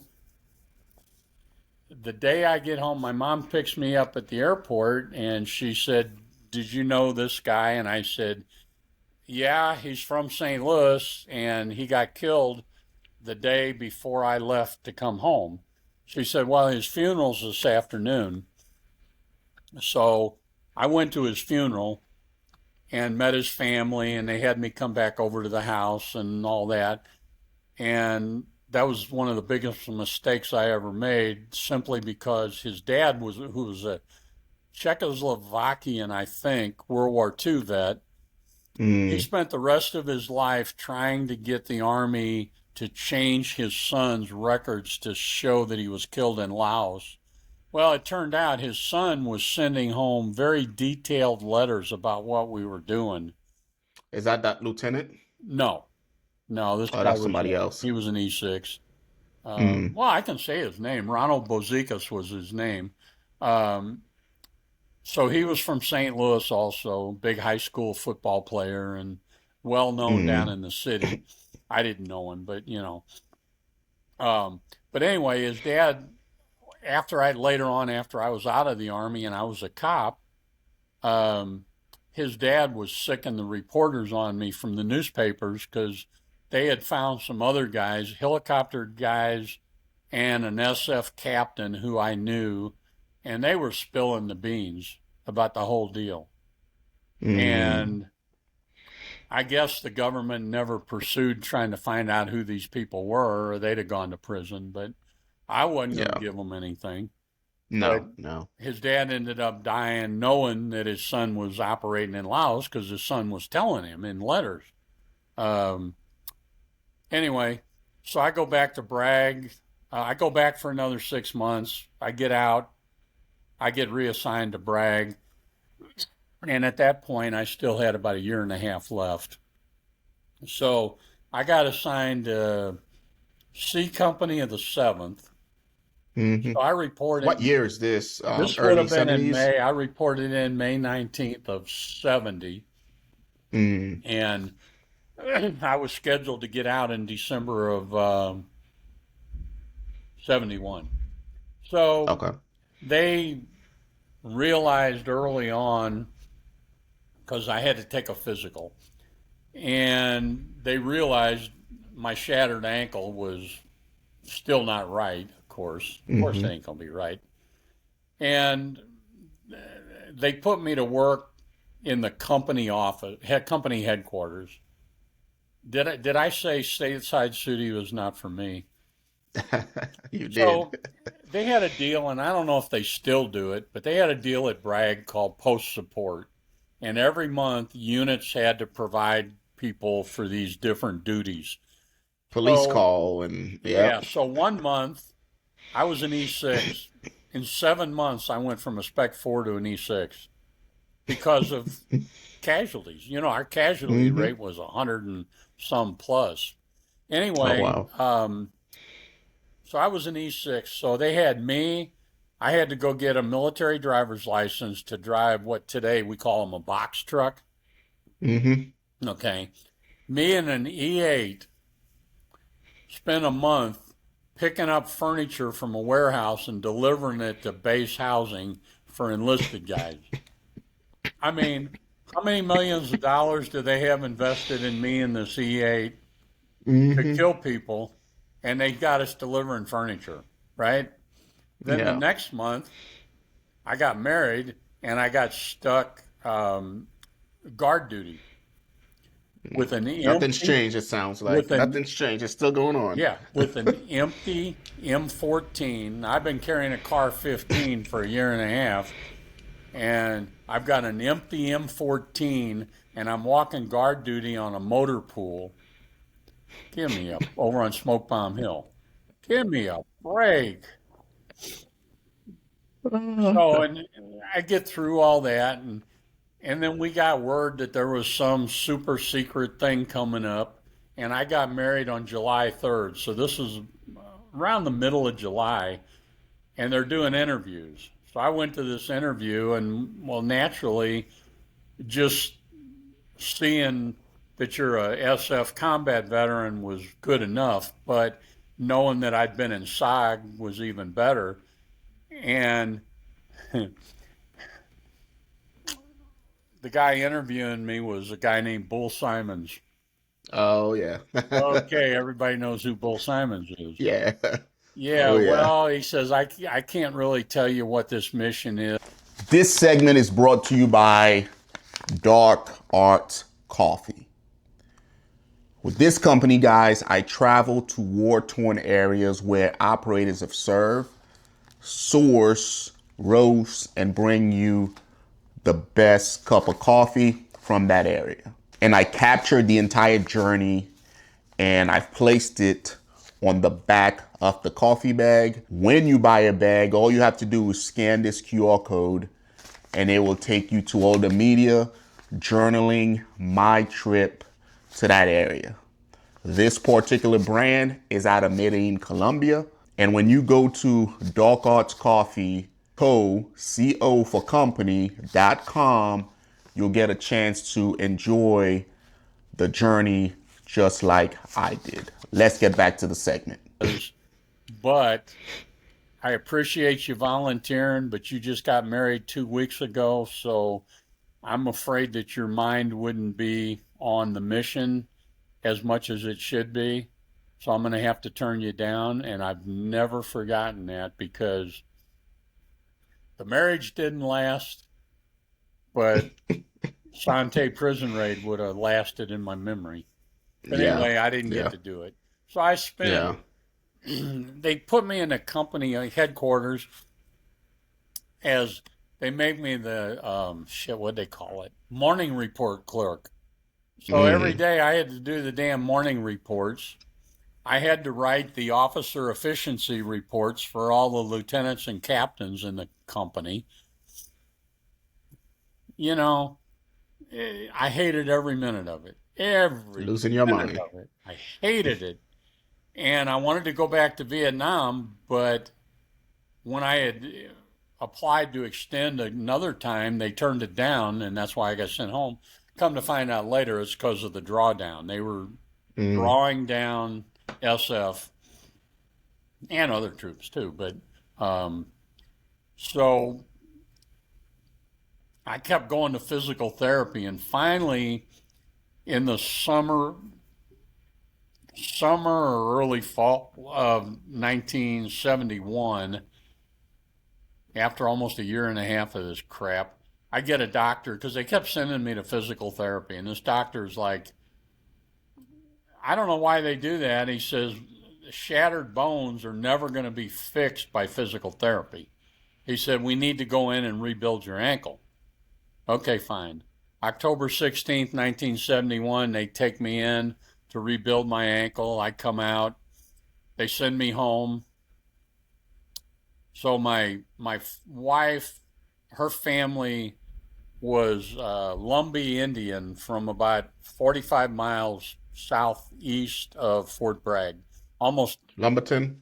Yeah, Maxton was the town, which was about Maxton. 10 or Yeah, still 15 there. miles out of Lumberton. And so anyway, her dad comes up and get me. She didn't drive. You know, I married her right out of high school when I got back to Bragg. And Friday night, they bring me back to the hospital with 106 fever. And they give me a shot of Demerol, and literally, they did not wait for the Demerol to kick in. They literally ripped the incision open. They cut a window in the cast on my ankle because I got the same identical scar on my left ankle from the gunshot wound as I did on the right from the surgery. Mm. They literally ripped it open, and they had me bite down on a feather pillow. Feathers went flying every damn winter. So they rip it open, they scrape out the infection with a long wooden Q-tip, you know, like you clean your weapon with. And they put me on IV antibiotics. Well, the infection wasn't going away. So they said, Monday morning at 7:30, we're taking you to surgery, and we're probably going to have to take your leg off. I said, bullshit. You're not taking my leg. I made a phone call to a connection, and it probably wasn't an hour later that the commanding general of JFK Center and a colonel were up there wanting to know what the hell's going on with our man. And they say, well, he's got a massive infection and we can't kill it. Well, they left. So bottom line is they, I guess, decided there wasn't nothing they could do because I was going to die if they didn't get the infection out. So literally Monday morning, so they're going to come get me at 7:30. Literally at 7 o'clock, the fever broke. Oh, that's awesome. Oh, man. So I didn't. Was your mind fucking with you? Like, yo, I'm about to lose my legs. I mean, so I've used up, by this time, I've probably used up 8 or 9 of the 9 lives. So I spent 3.5 months in the hospital there at Bragg. And one day they came to me and said, you're never going to be fit for duty for Special Forces, so start processing out. 2 days later, I was out of the Army. You know? Oh, wow. Yeah. So that's a pretty storied career, though, man. Like 5 years, 1 month, and 28 days I spent in the Army, and I was going to make a career out of it. Yeah. And so I get out of the Army, and we're living with my mom, and that was never a good thing. And, okay, what does a Special Forces weapons guy do for a living, you know? So I became a cop. I lifted weights religiously. Fucking shit up. I went from things and I went from 190 to 224 in 2 months, and it was all solid. I went. So part of getting accepted to be a cop is you had to go see a shrink. So I go see the shrink. Now, the shrink flunked me. He said, this guy is such a hard ass that according to the chief who hired me anyway, he said, the shrink's report said that you were such a hard ass that you would probably arrest people for spitting on a sidewalk if you didn't put them in the hospital first. All I can say is the first year as a cop, I had more felony arrests than the entire 12-man department put together. Now this is back in St. Louis. Yeah, St. Louis County. And Now, before we move on, because I uh think this is something that my generation deals with now, and it's something that a lot of guys are still trying to figure out how to work. Because, and then you went through it back in the Vietnam era. Uh, your identity for those 5 or 6 years was, you know, a SOG, SF guy, just hard ass doing all this crazy stuff. And now you're on the outside, and then the war's still going on. How was that process for you? How did you find your purpose? Were you depressed? Did you fucking get suicidal like some of these guys are nowadays? Like, how did you deal with the loss of identity and refinding purpose, essentially? I really kind of hate talking about it as I'm going to, but you'll understand when I explain it, your answer to your questions. I don't believe that I ever had a bad case of PTSD. I feel very, very fortunate. Um, Everything I did while I was in the Army, I volunteered for. I volunteered for jump school. I volunteered for Special Forces. I volunteered for Vietnam. I volunteered for SOG. I volunteered to extend my tour with SOG. So this is the same reason that I've never joined like a VFW or American Legion. You go to the bar at 8 o'clock in the morning, and these old guys that were cooks or supply clerks or whatever are crying in their beer about what a raw deal they got in the Army. I'm You sorry. volunteered for it. Yeah, I'm sorry, but I don't feel that way. I'm proud of what I did. I'd do it all over again in a heartbeat. And so when it came time, my only fear was, okay, how am I going to support my family? And, you know, I was never a hippie. I never did drugs. I wasn't a goody goody boy by any stroke. I did a lot of drinking. Hell, when I came back from Nam the last time, I was drinking 2 cases of beer a day because I had a brand new Corvette convertible. And you know what I was doing? I'd go park at Steak and Shake's parking lot and wait for them to come to me. And, you know, and then I ended up getting married. But Yeah. I didn't do it after I got married. But so I did my share of drinking.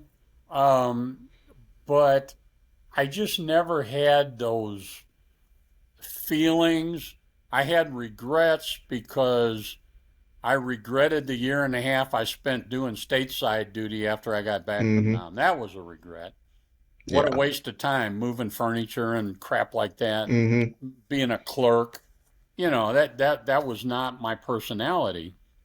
So they had a program back then. I don't know what they do today, but it was called Project Transition, and they had a million different things. If I wanted to be a welder, I could have took college level class on being a welder. But they had a law enforcement one. It was 16 weeks long, and I took it and to be a cop. So then when I got Nice. out, it's like, okay, I'm going to be a cop. It's the next closest thing I could do. And again, this is one of them things. After a while of doing what we did, you become an adrenaline junkie, Yeah. right? That's the biggest thing You're a lot of living, guys deal you're with. living Yeah. for the next big rush, and that can work for you. It can work against you. And unfortunately, for a lot of guys, it worked against them. For me, it worked for me. Um, but I think too, growing up in the environment that I grew up in, when I'm a kid, you go out after breakfast on Saturday and Sunday and you either play Cowboys and Indians or you play Army. And hmm in the 50s, Korea was just recently over with, and World War II wasn't that long ago.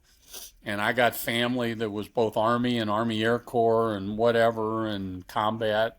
Um, and I think that, and then my wrestling and lifting weights and just my mental was focused on what I was going to do. So when I got out, I was lost, but yet I'm going to be a cop now. Yeah. What I okay. What I really truly wanted to do, believe it or not, was I wanted to be a professional wrestler. WWE. That was what I wanted to do more than anything on earth. And I'd go to all the wrestling matches ever since I could drive. And when I was 16, I knew some of the wrestlers. But to train, the first time I got body slammed, my two broken backs said, dude, this ain't for you. And I, it it didn't work out. So Yeah, you gotta deal with reality. And absolutely. so I was a cop for a few years, and I got tired of working overtime, working a part-time job, not being paid for the overtime, going to court on my days off and sitting there for 8 hours, and the defendant never shows up, and the case gets continued, and then they plea bargain it, and it's like I've spent all this time and nothing's happening. And my kid was growing, my daughter was growing up, and then we bought horses, and the next 45 years, my whole life revolved around horses. But we were keeping them at some folks' house, and he happened to be a vice president at the telephone company. And finally, after a couple of years, he talked me into coming to work for the telephone company. And I ended up making a very, very lucrative career as a manager with the telephone company.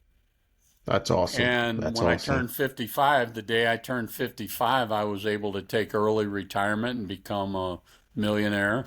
And, That's awesome. you know, I retired, That's and awesome. that was in 2003. So I've been retired for 22 years in September.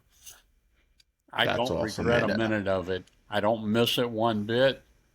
Um, you know, um, I, I, That's I, awesome. I did what I did, but on the side,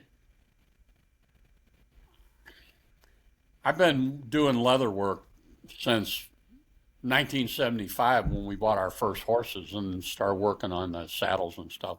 So I'm a saddle maker and leather worker. I'll make anything. And um, I was helping a guy, and then I got real involved with Civil War cavalry reenacting in Hmm. 1988. So I've been doing that. I'm still just barely doing it. Um, but I would build the saddles and all the horse equipment, the uniforms, all that stuff. I've been in a number of movies. Um, but um, there was a local guy here where I live in central Missouri whose ancestor had been a well known bushwhacker during the Civil War. And he was he got the rights to a book that had been written about this guy, and it was his ancestor. It was his great grandfather. Anyway, he was going to reissue the book, and he wanted some artwork for the cover of the book. And somebody told him about, or he found out about me, and my granddaughter's horse was a spitting image of the description of this guy's horse. So they Oh, that's called pretty me and would cool. you provide the horse? And they took all these pictures, and then the artist drew the artwork for the cover of the book. And one day this guy calls me and he says, we're going to lunch Monday at the governor's mansion because he was tied into politics. So we go up there to the state capitol, which is about an hour's drive. And we go up there and have lunch, and the governor's get her done guy is, what do you do? I said, well, I'm retired, but I'm a saddle maker and leather work and all that. He says, do you have any business cards? So I gave him my card, and he said, I'm having a meeting tomorrow with the commanding general at Fort Leonard Wood, so you may get a call. So 2 days later, phone rings, and this is General so and so, Lieutenant General so and so, or Major General. He's a Major General. Anyway, he says, I understand you do leather work. And I said, yeah. And he said, we have a unit called the Warrior Transition Unit that's Mm-hmm. soldiers that are being transitioned out of the military for various reasons, either war injuries or. Now, this was in 2012, so Afghanistan was Mm-hmm. still kicked up pretty Going. good. And they had quite a few soldiers in this unit. He said, would you be interested in maybe teaching a leatherworking class for these guys? Sure. He said, I'll have the colonel that's in charge of the hospital. This is where this unit falls under. He said, I'll have him get a hold of you. So the next day, the colonel calls me. Okay, fine. So I went down and had a meeting with these folks. Now, what they didn't tell me was that all the materials and supplies and that was going to come out of my pocket. The Army hasn't changed. Yeah, it hadn't changed. But anyway, I didn't care. So I started teaching a leatherworking class, and it ended up one of my students was a major, and he went to the general's, what do they call that, town hall meeting. And he, he stood up and told the general, he says, our leatherworking class provides more benefit to us than any of these other whoopee doopy programs that you have. And the general's like, one of his flunkies got a hold of me and said the general wants to come to your class. Okay, cool. So the general comes to the class. We talk. And he says, could I make a holster? I said, yeah, as long as you leave your stars at the door and leave all your little attache guys, leave them out of here. Because when you're in here, you're just another guy. Well, he never did come back and make his holster. But in 2014, I was told that I was expected at a luncheon. Okay, fine. I'm having class that day. I won't be going to your little luncheon. No, you have to come. No, I don't have to come. I'm a civilian. You don't tell me what to do. No, you Mm-hmm. have to come. Finally, this one lady waited till nobody was around and says, there's something going on that involves you, so you need to be there. Okay, fine. So I went, and they called me up there, and I was awarded the President's Silver Medal for the work I was doing with the soldiers. That's awesome. I'm getting kind of That's teared up, awesome. but that was a really That's big awesome. deal. But it That's awesome. was, for me, seeing some of these guys that I was working with that had PTSD, and here I feel like I didn't have it. Um, it was a big deal, and so I got my medal. It's kind of That's awesome. embarrassing because the medal is about the size it's about the size of a nickel. So I wear it on my Purple Heart hat. That's What else am I awesome. going to do? And the letter from Obama is out it's in a frame out in the workshop. But they finally, in fall of 2015, basically they said that they ran out of soldiers in the WTU, which was a good thing. So Oh, that yeah, was the end of absolutely. my teaching leatherwork. So now, to this day, I still teach leatherwork to some disabled vets. Um, One of them was a master sergeant who was one of my original students. And when he got out of the Army, he lives about an hour and a half from me.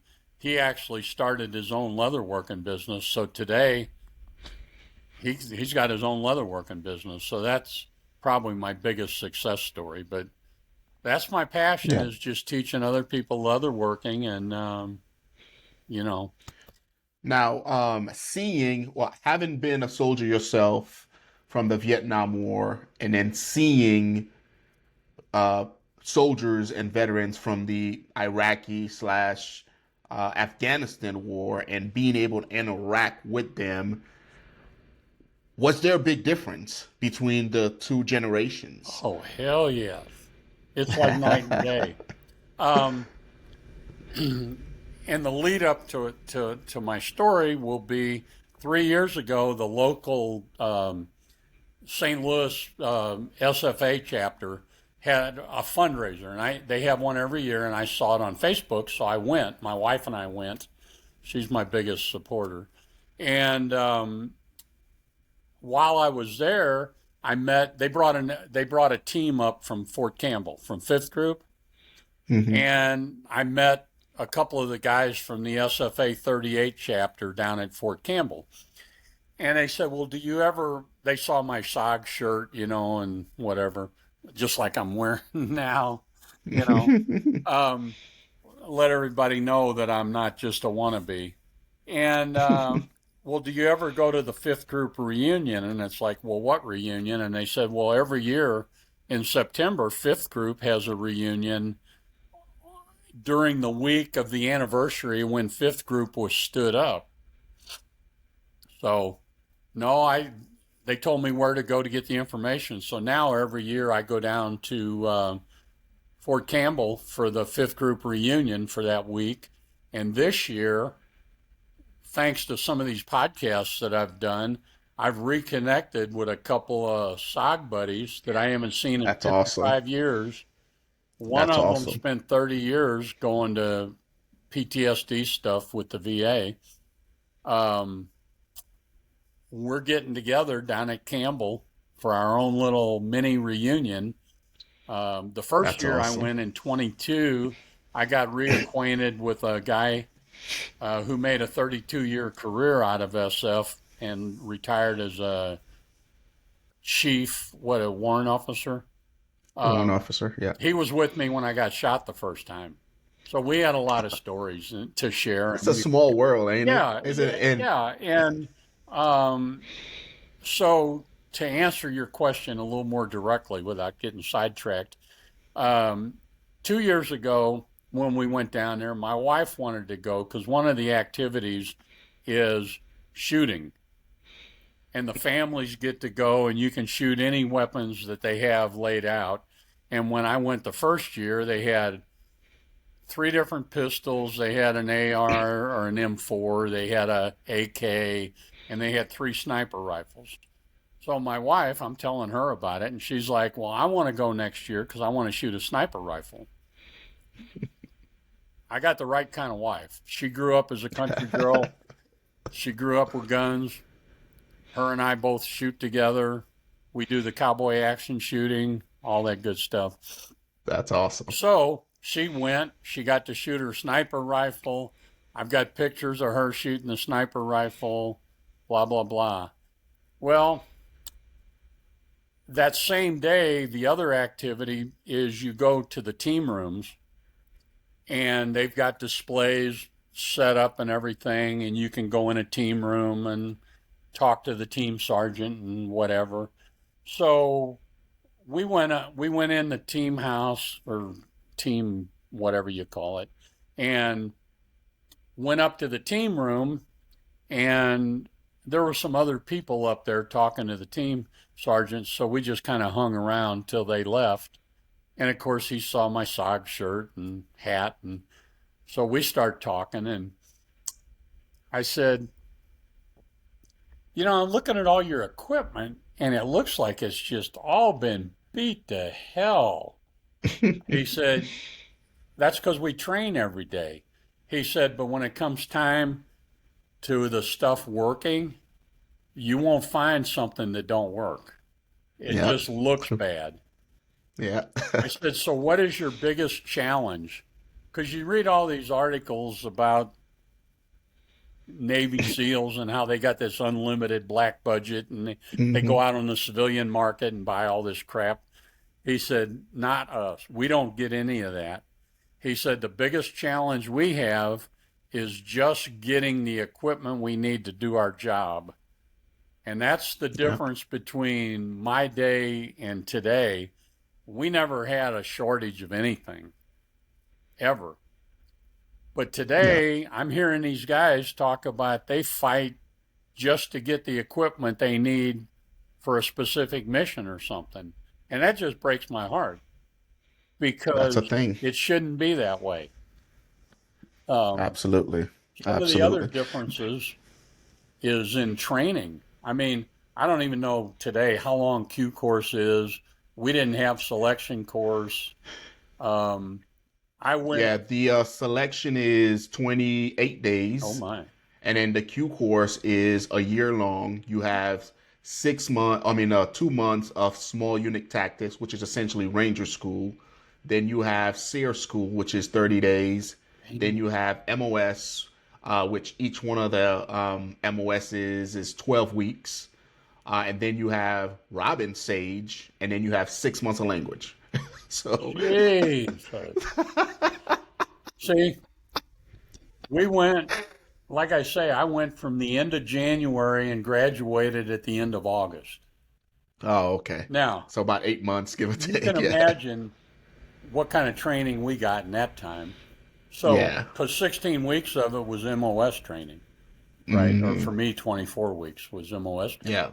Um, I've been asked, and you asked me kind of the equipment wise, there was no such thing as NVGs. There was no, what was the number one piece of equipment you wish you had back then? And my answer is always GPS, Yeah. because Yeah. I told you the story about how bad the maps were. Hmm. Well, GPS, and especially when they figured out that there had to be a mole because every time we went in, they're waiting on us, we started going in somewhere else that was not published down in headquarters or whatever. So they couldn't Just to possibly see. know Yeah. where we're going to be put in. But then you got to call your covey and try to triangulate or use your signal mirror or whatever and try to figure out on the poor maps that we had where exactly are we really. Because a Yeah. lot of times we didn't even know. The covey rider would pick a spot and say, this looks like a good insertion place. And they'd put us in there. And this is what I call compartmentalization. So we weren't even Hmm. told where we're going in. That way, there couldn't be any slip ups whatsoever. Nobody knows but a couple of people. Um, in today's world, combat controllers, in our day, you learned on the job how to work an airstrike or whatever, Yeah. an Yeah. insertion Yeah. or an extraction, all that kind of stuff. Um, Yeah. there's so many things that some of them in today's world, it's great depending on where you're operating. But for us, just like the night vision, it wouldn't have helped us in triple canopy jungle. No, not at all. You So, see literally right here, right in front of you, and then you hit something, and yeah.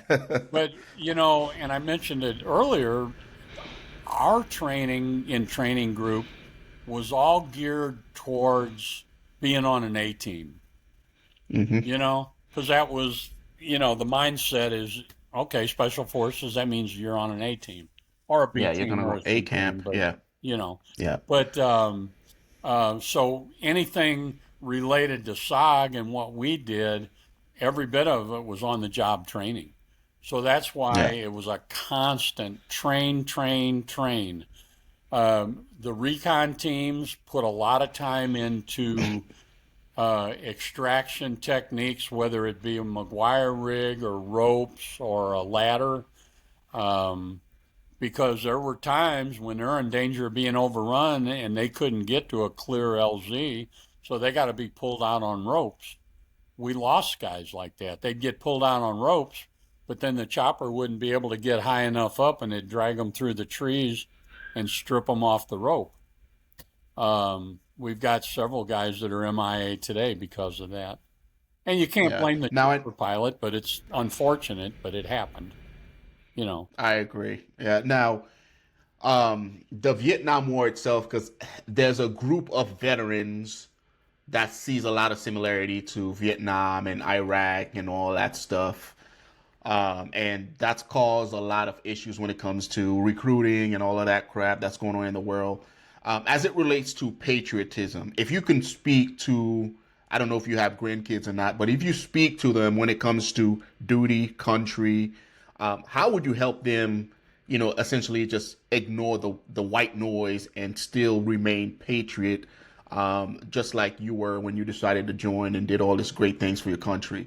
Because it seems like there's this generation is not wanting to sign up to serve God and country because of politics and why we go to these different places. And I know Vietnam, there's a really good coalition between Vietnam and Iraq, right? As far as how the public feels about it. When I talk to young folks, the first thing I tell them is you need to be proud of your country and what generations before you have done to make the living that you have today what it is, but you need to continue that. And there's no reason you may not want to be a combat soldier, but there's absolutely no reason why you can't go in any branch of the military and choose an MOS that's going to train you and prepare you for civilian life after the military. I got a really close friend, and he went in the Army. He was in for 3 weeks, and they kicked him out because he had flat feet. Now, my attitude on it is everybody doesn't need to be SF. It takes, I've heard, after Vietnam, I heard the number that it took 10 support people for every special forces guy that was in combat to make it happen. So that would include clerks, cooks, helicopter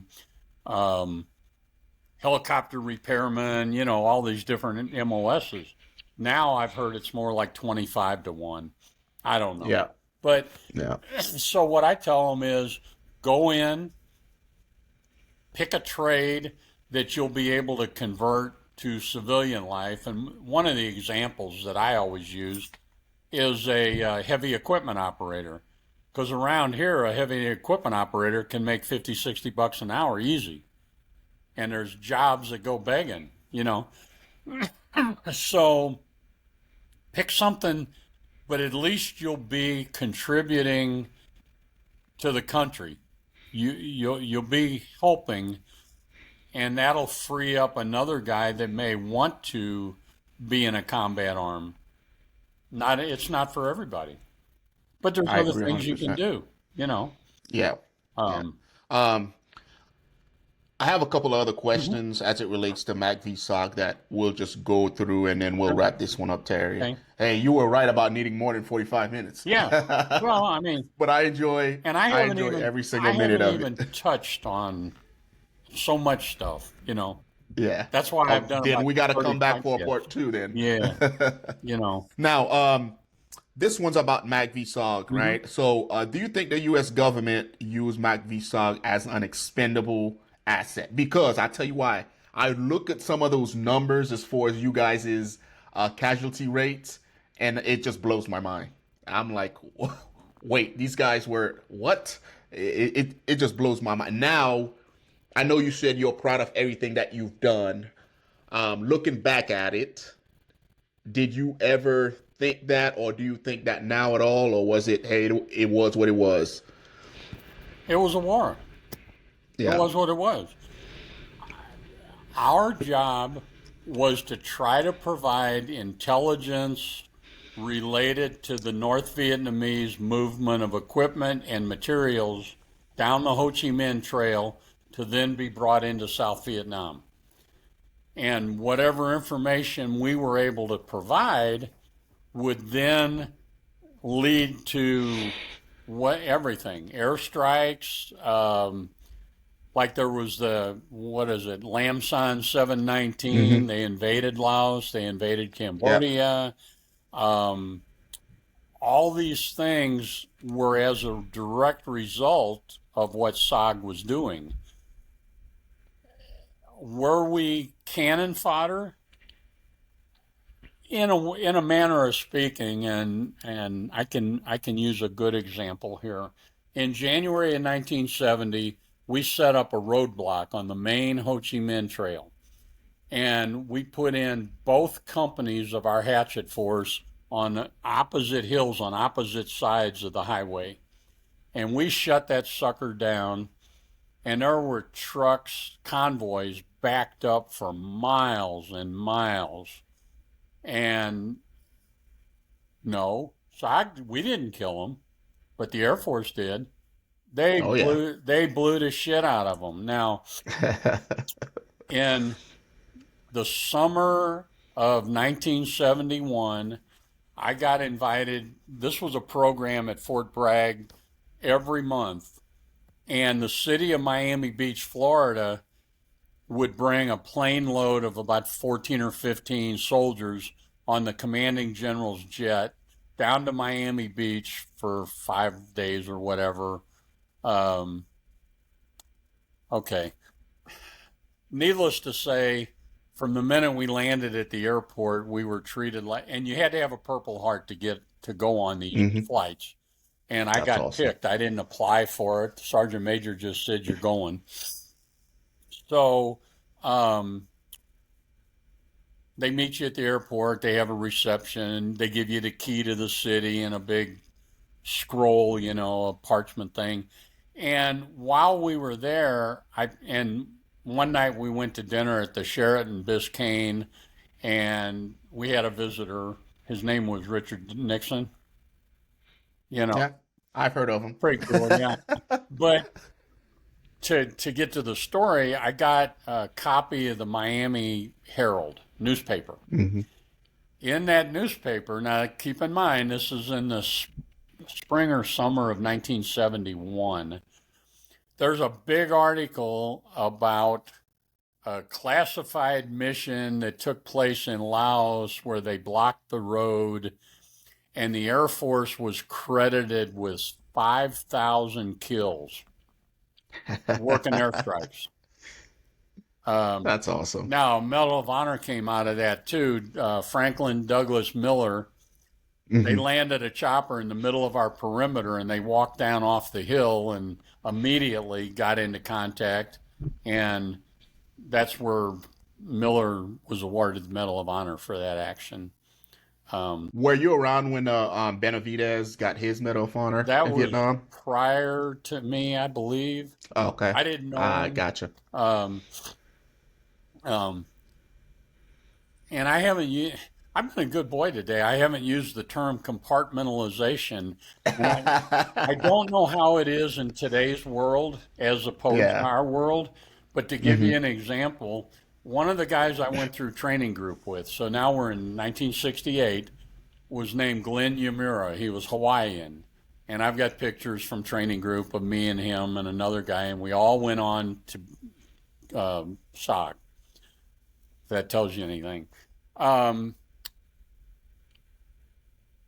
January 1970, the chopper lands in the middle and this recon team gets off. And who's in this recon team but Glenn Yamura?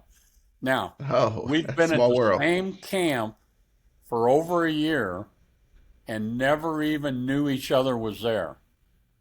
Oh, wow. That's how I use the term compartmentalized. I lost you. No, I'm still here. You go ahead. I don't know if I should keep talking or there you are. Yeah, my camera just died on me, Ah, but you're good. well, we're almost done. Yeah. So, compartmentalization is a term I use to just show, even though we were at the same camp, he was in recon, I was in hatchet force, and there wasn't a lot of bleed over or socialization.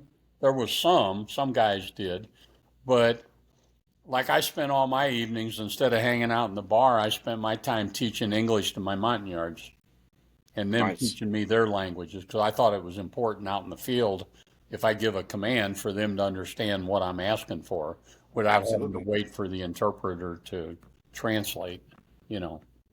So Now, if you had a chance, and we'll end on this one, if you had a chance, because this is something that I'm actually thinking about doing whenever it's somewhat stable in the Middle East, would you ever go back to Vietnam and walk some of those same grounds that you used to operate at, or would you ever do that? there's actually a guy who was a son of one of our SOG guys, and he arranged a tour last year or the year before, and he's arranging another tour next year in 26.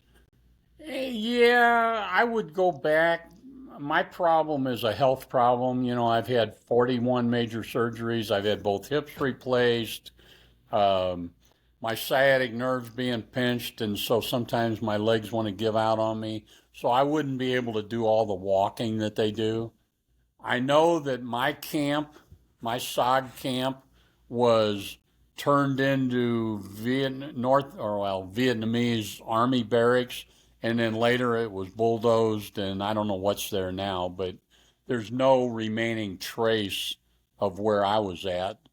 So my interest would be going over to Laos and walking or going up and down the Ho Chi Minh Trail. And I know that there's tours today, bus tours, where they actually take you up and down the trail.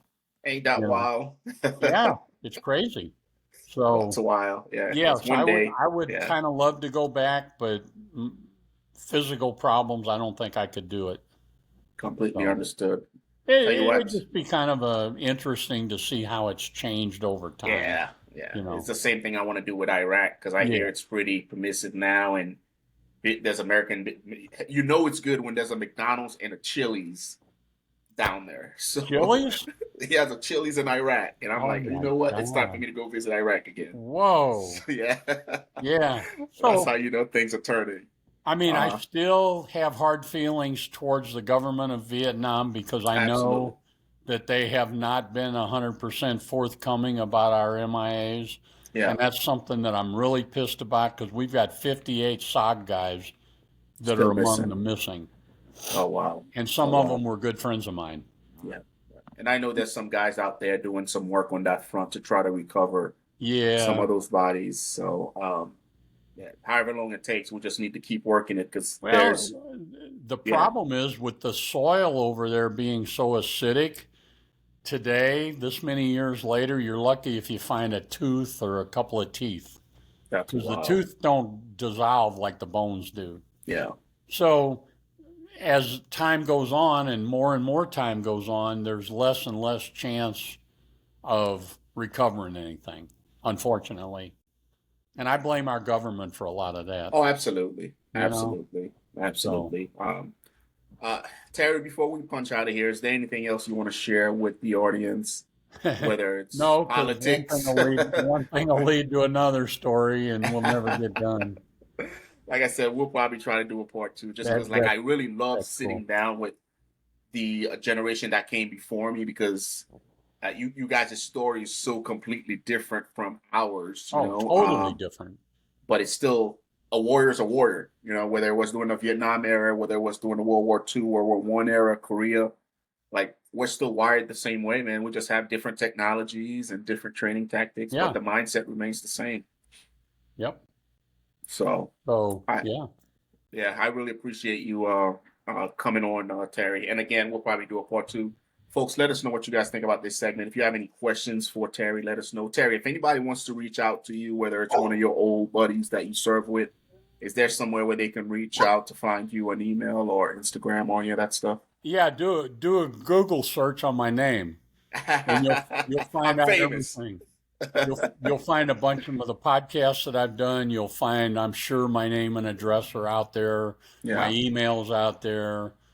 I'm an open book, so I mean, that's you awesome. know, That's awesome. and Uh, and I do get contacted by people on, let's see, what's it called? I'm a twit, so what is that? Twitter? Now Twitter they call it X. X. Terry C 2024. Okay, perfect. So I'm Well, there. Terry, I appreciate your service, and again, I appreciate you sitting down and having this conversation with Thanks. me. We'll try to Thanks. do a part two because again, I know there's especially the SOG stories. Like I'm always interested in those, man, just because it's Let the questions come in, and then that kind of gives us an idea of where to go.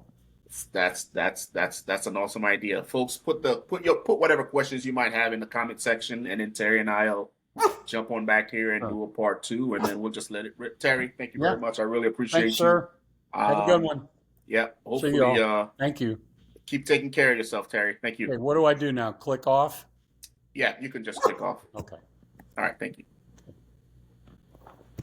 Shut up.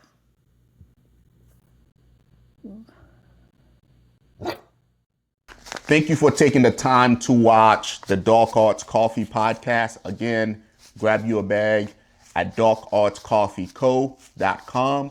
All right, let me know what you think about the coffee. Let me know what you guys think about the episode. If you enjoy it, like, subscribe, share. The intent is to reach out to veterans' mental state, share the stories from those that's been there, that's done it, and see how we are thriving to hopefully negate you as a veteran from unaliving yourself. I appreciate you guys watching, and I'll see you guys in the next segment.